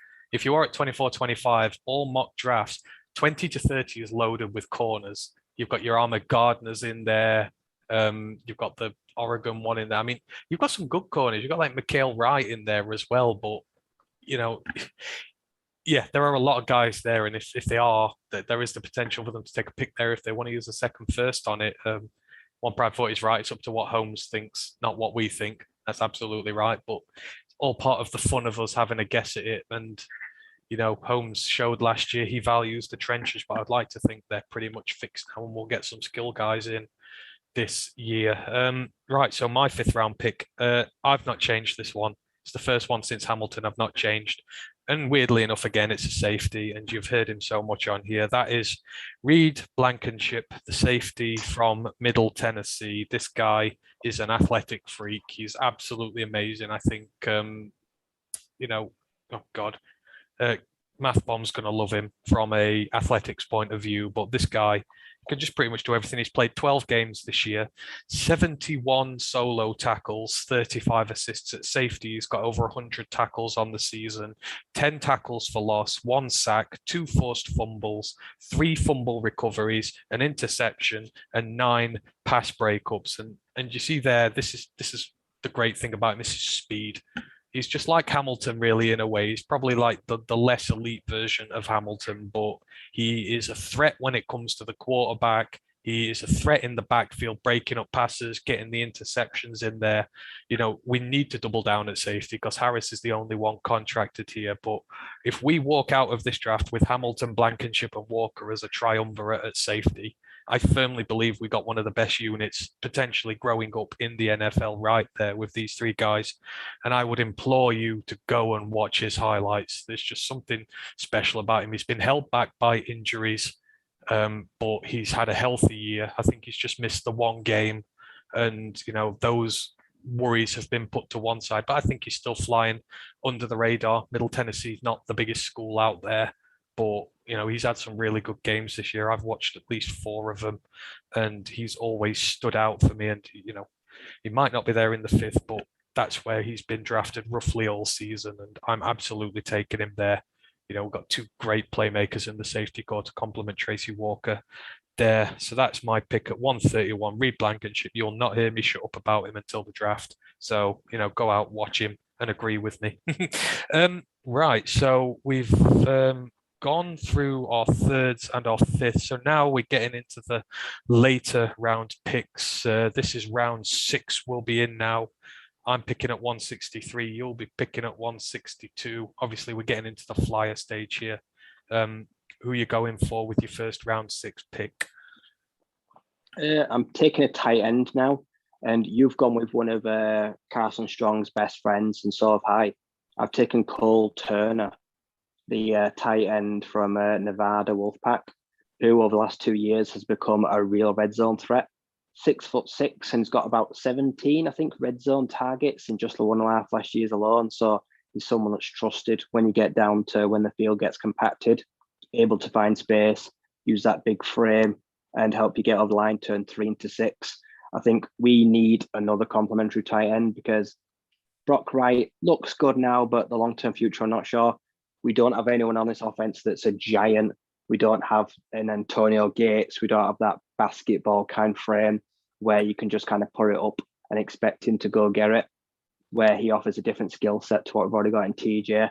And Brock, I think he's had a nice steady career in a trending Nevada Wolfpack side, especially with Dubes and Carson Strong. The tight end market this year is very few and far between. We said yesterday that you don't really know what you're going to get for a few of them. A lot of them, people will avoid the tight end class this year, but I think he's going to be a late round flyer and he's worth an option where he could be pretty good coming off the end of the line and then sitting in the end zone. And he might just get himself a few touchdowns, even if he doesn't get many targets or receptions on a year. Yeah, I agree there. I think tight end is certainly a need we're going to look at. Well, we need some depth there for sure behind TJ. We've just not had the look this year when it comes to our tight ends. One Pride 40 in the chat, he's mentioned Peyton Hendershot. Obviously, we mentioned him. He's the Indiana tight end who made the all Big Ten team, but certainly from PFF went. I think he had about 600 yards and 5 touchdowns, if I remember rightly, on the year. So there's some interesting scenarios there for guys who are back there. I mean, who else did he mention? He mentioned Josh Jobe for cornerback. He's the Alabama guy there. Have you seen much of him? Would he be one who'd be on the cornerback radar potentially later on? Yeah, it could be a day 2 kind of, day 3 kind of guy. I think he's a bit small. He's a bit undersized, so he relies on his instincts and ball speed. But he's had a good year, especially in that a good talented back end. I agree there. There's been some good guys in that Alabama defense this year. He's he's been one of them. One Pride thought he said he wouldn't be surprised if we trade up in the fourth. I can see trades happening this year. This is just an all theoretical if we stick to where we are this year. But I do think the Lions are going to try and play around and get a few more picks this year, especially at the top of the draft. At least I hope we do. I'm still hoping for a second top 10 pick so I can get the dream of Hamilton and Carl Aftis. I would literally never ask for anything again if those two were drafted together in the top 10. We'd just win the draft outright then and there.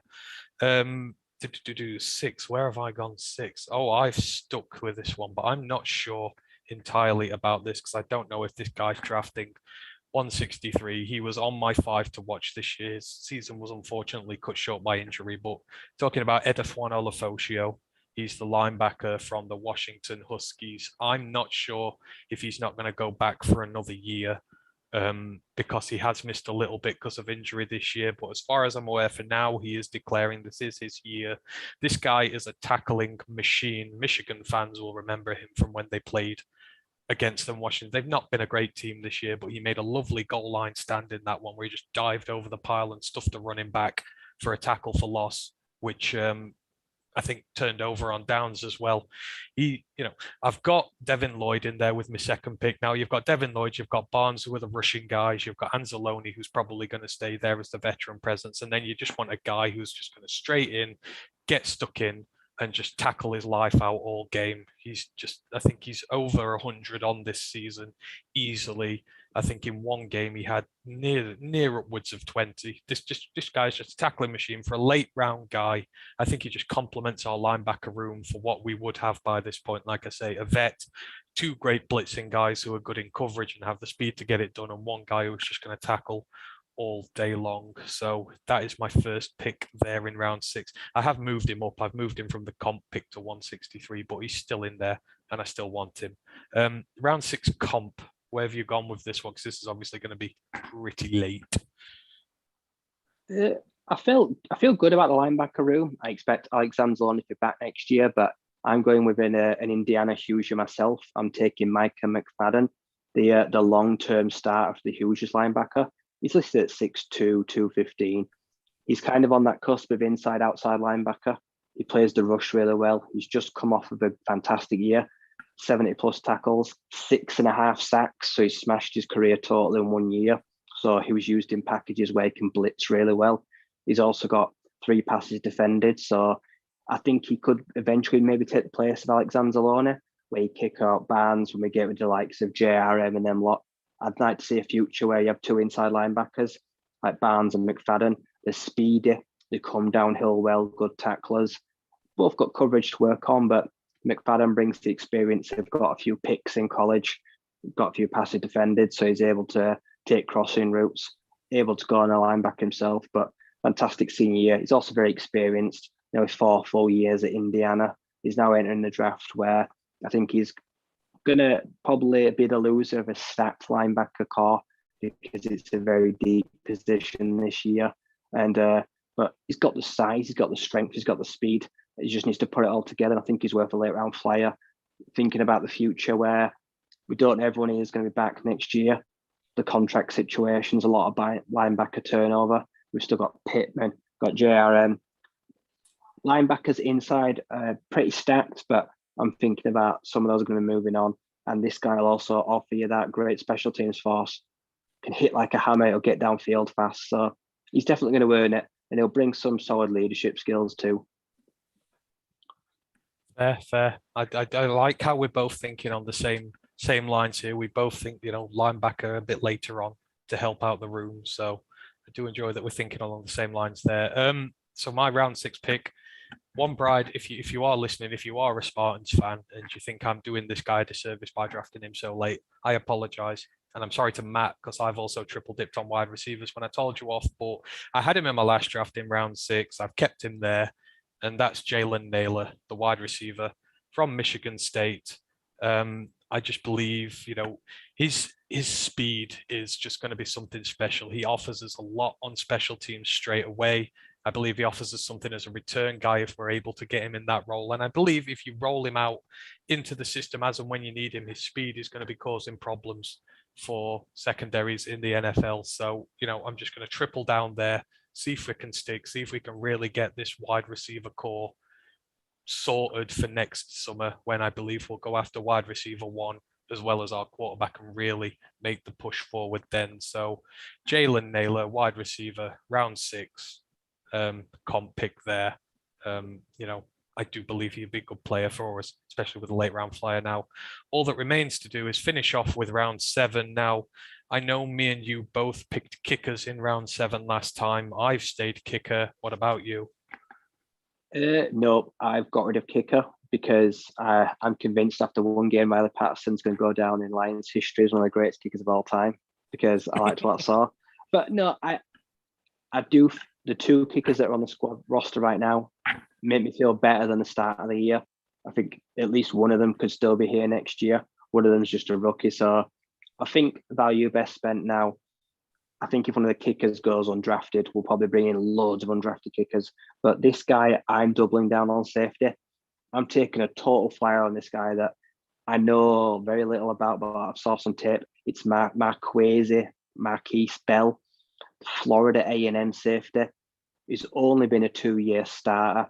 He's got limited stats, but he's got 6 interceptions. He's got 5 forced fumbles in those 2 years. Listed at 6'3", 205. Projected as a free safety, but he's getting tons of buzz from one of the smaller schools.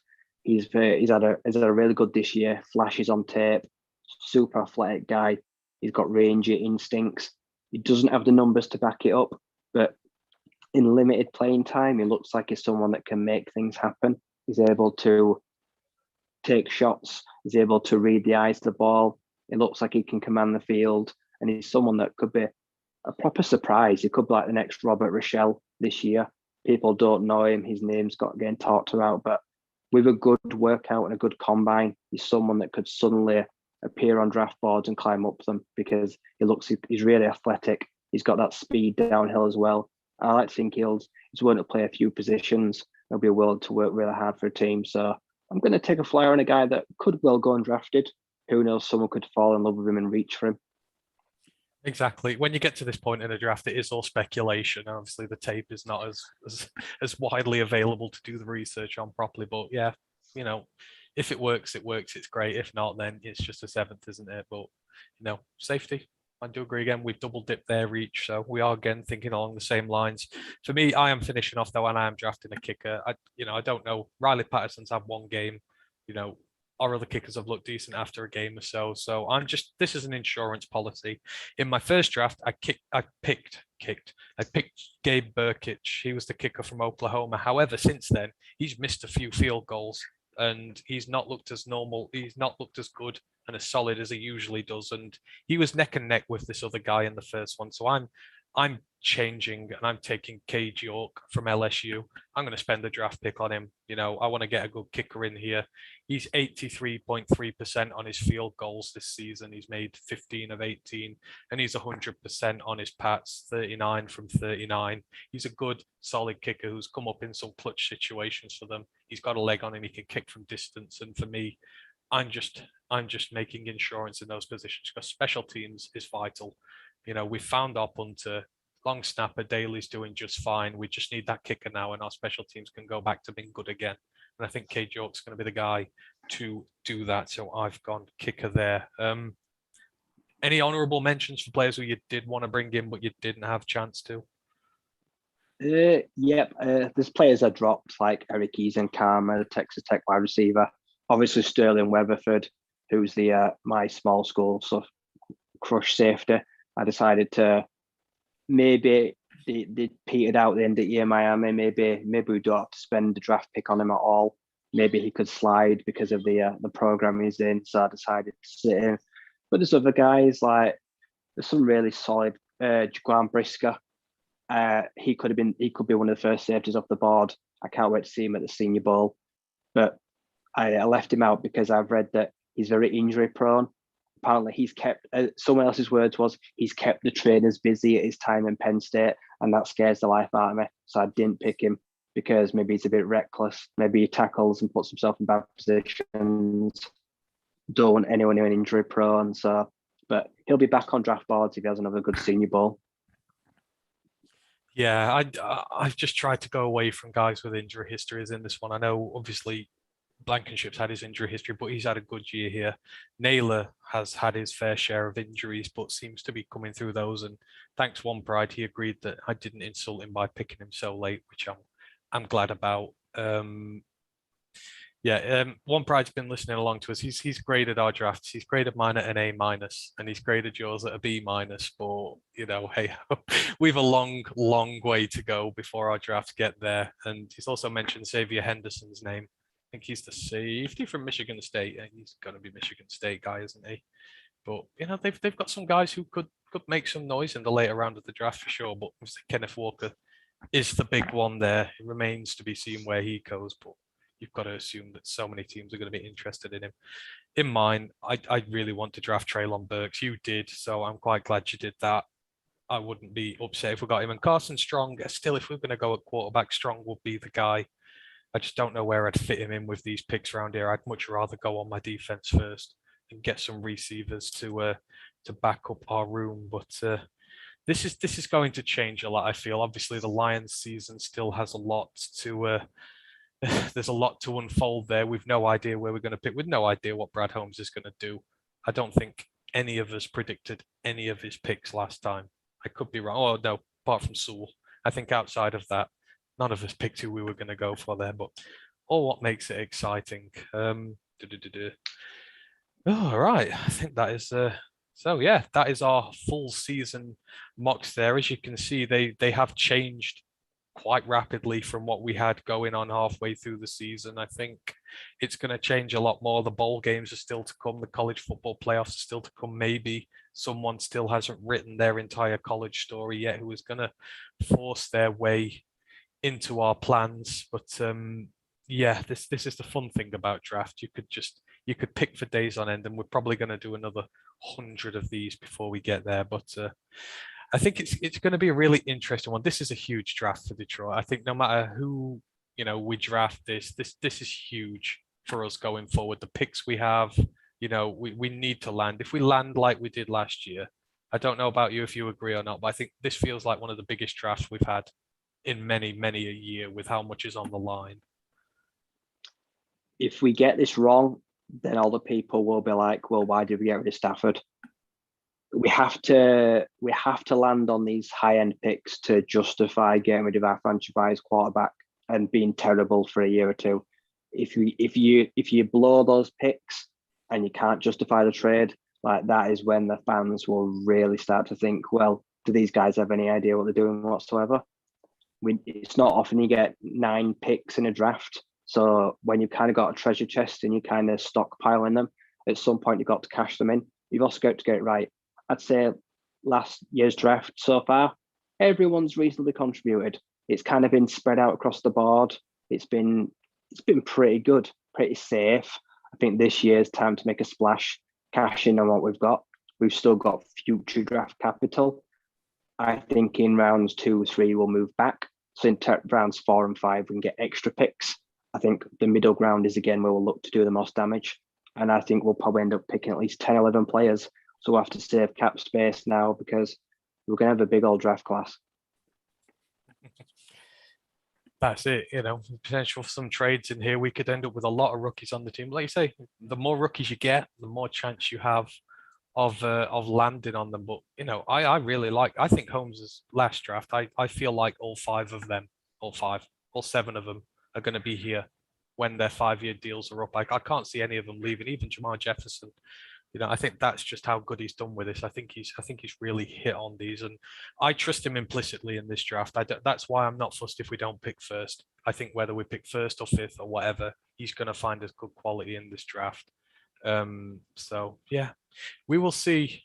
Draft is still a little while away. There's still a lot of the season to go for the Lions. There's still players who could still play their way in or out of contention and change what we need there in the draft. Anything else you want to add about the draft before we or just about college in general? Because I think that is just about everything for us today.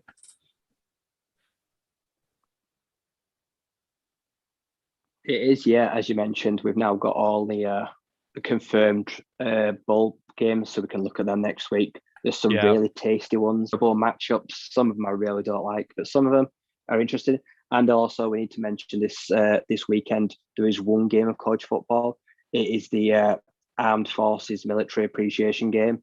It's every year, Army v Navy. This is one of the best uniform matchups I've ever seen because it's just brilliant. Spending weeks hand painting helmets just for one game a year. It's really the dedication it goes into. It gets one of the biggest watches, and it's always an entertaining game because these two teams play totally similar styles, so they cancel one another out. So someone has to pull something out. So everyone's going to be watching it this weekend because it's one of the biggest games of the year because it means a lot to a lot of people. And with everything that's going on right now, people always send thoughts to the troops, and they always have a great crowd and invite a lot of the special forces to come attend. So it never stops, and it's a game that has a lot on the line. Bragging rights are plenty in the military forces. I agree. This is as much of a battle of the teams. This is a battle of the uniforms. The uniforms are sick, and they both look amazing. And they need looking at just on themselves. Speaking of, I guess were there any that stood out to you this weekend? I know you like to watch your uniforms there. I know it's controversial, but I love the Ducks sort of Oreo sprinkle kit that they had on. I know a lot of people don't like that, but I think it's a sick uniform. But were there any others that teams brought out this weekend that you did like? I'll tell you one I didn't like. Kent State, absolutely awful. Yeah. They tried to copy Chicago again, and it don't work. They used a washed out yellow, a washed out blue. Had a different color helmet this time, but it just looks ugly in real life. I hate it. I did like Utah's black uniforms. They looked really nice. I appreciate them. Trying to think of the championship games. There's no UNC this week, so I wouldn't have a standout favorite. I love the UNC uniforms. Still get to see them in the bowl games. Western Kentucky, they always look good. Yeah. They've always got that chrome helmet, and I think they had special all red and white uniforms. They always look tip top. So they put on a good show this weekend. Yep, agreed. So those are some of the uniforms from this week. So yeah, that is pretty much about everything for us this week. Thanks to everyone who has conversed with us and chatted along. We really appreciate it. A Debt Fan Man, One Pride 40, Chrome in the chat. We really do appreciate you coming along and joining in with us here. In terms of the podcast for Roar of the Lions tomorrow, Thursday, the 9th of December, that's the next one for our main podcast. We will be doing a preview of the Denver Broncos game and whether, in fact, you know what? We forgot to celebrate. This is the first episode of the college football podcast we've done when the Lions have won. I can't believe I omitted that from the start of this. I think the shock still must be settling in, but we will be doing the Denver Broncos preview tomorrow to see whether we can make it 2 in a row, but we are going to mile high. Even if the Broncos are bad at the minute, that's still a challenging assignment. So tune in to see how we feel that weekend is going to go on. But I've just got all sorts of confidence going from this weekend. It's such a great time. I mean, how nice was it just to have a Lions win for a change and have a victory Monday? It was beautiful, wasn't it? It was nice, and I think for the first time as well, like everyone was happy for us. I saw lots of different supporters and lots of different fans actually happy. Some of it was pity, some of it just pity us, and they're like, "Oh, well done," but some of it's in like genuinely happy because they feel like we deserved it for so many good performances, and it was great to see all the Vikings fans licking their wounds because they were distraught. Oh, that picture of Kirk Cousins slumping off with that miserable look on his face is like my new phone screensaver. I just absolutely love it. To see him in pain and anguish just like gives me all the happiness in the world. But I was at work watching it and I sort of ran out of the pub screaming and everyone was looking at me going, "What the hell's wrong with him?" I was like, "Yeah, we've won our first game. I don't care. I'm gonna celebrate it. It was great." So yeah, the main podcast tomorrow, 9th of December, Denver Broncos preview. Can the Lions make it 2 in a row and move away from that first draft pick? We never know. And then ourselves, we will be back next Wednesday on the 15th of December. I think me and Ryan are going to have a chat about what we're going to put in because the season is over now. So we're going to have to get our thinking caps on. The bowl games are coming up towards the end of the month. I'm going to propose a pick watch challenge with Ryan for that one, see who can predict the most winners of these bowl games, which shall be fun. And of course, we will probably start our draft looks in depth coming forward. One thing we are going to do, I'm starting my tape watching now. We use a good group of people called Caddies Cut Ups. They get all 22 footage of whichever prospects you want in the draft, and you can sit and watch their tapes. So if any of you watching or listening want us to look at a certain player in this draft, anyone you're interested in, anyone who you might want us to draft, just drop us a name. We'll take a look at them, and we'll be putting some videos up on YouTube, doing some lives. If you've not seen already, we did this last summer with our rookies. You can find comprehensive reviews of all our rookies from last summer that we did. We will be doing it in the same vein here. We really do try to go to as much length as we can to paint the whole picture for you out. So let us know who you want us to look at. I'll be doing it. I'm sure Ryan will be doing it as well, because, we're both draft mad, and we're going to be looking, like I say, the season's done now. We're going to be in full draft mode, even if the Lions season is still ongoing. Anything else you want to add, Ryan, before we go? Yeah, if anyone wants to send us their mock draft, we'll critique it and we'll rate it as well. Like, tell us what you think, and then we'll scrutinize it as well. That should be fun. Let's see what everyone else thinks. I think that one's aimed at you, One Pride 40. Send in a mock draft for Ryan so he can equally address your draft as much as you did to his. But yeah, thanks to everyone in the chat. We really appreciate it. Just remains to go through the socials, so you can find us pretty much everywhere. YouTube, obviously you're with us now, Roar of the Lions UK, Twitch, Twitter, Instagram, ROTL_UK, Facebook, our page, Roar of the Lions UK, our Facebook group, Detroit Lions Fans UK, One Pride Worldwide. And of course, you can find us on the website, www.roarofthelionsuk.com. Lots of good art. Well, there will be more articles coming out. We've had a lot on our plates recently, but you can usually find some good stuff on there. Me and Ryan will be putting some draft little bits up there, so keep an eye out for that. And like I said, with Twitter, if you're not following us yet, please do. We love the interaction we're getting with you on there on game days. I do a live tweet stream on there, and it was mental this previous Sunday. So yeah, if you're there, do keep up the interaction with us. Really do enjoy it. But until next Wednesday, or until tomorrow at least, we will say goodbye to you. So thank you very much, and have a good evening, and One Pride. One Pride.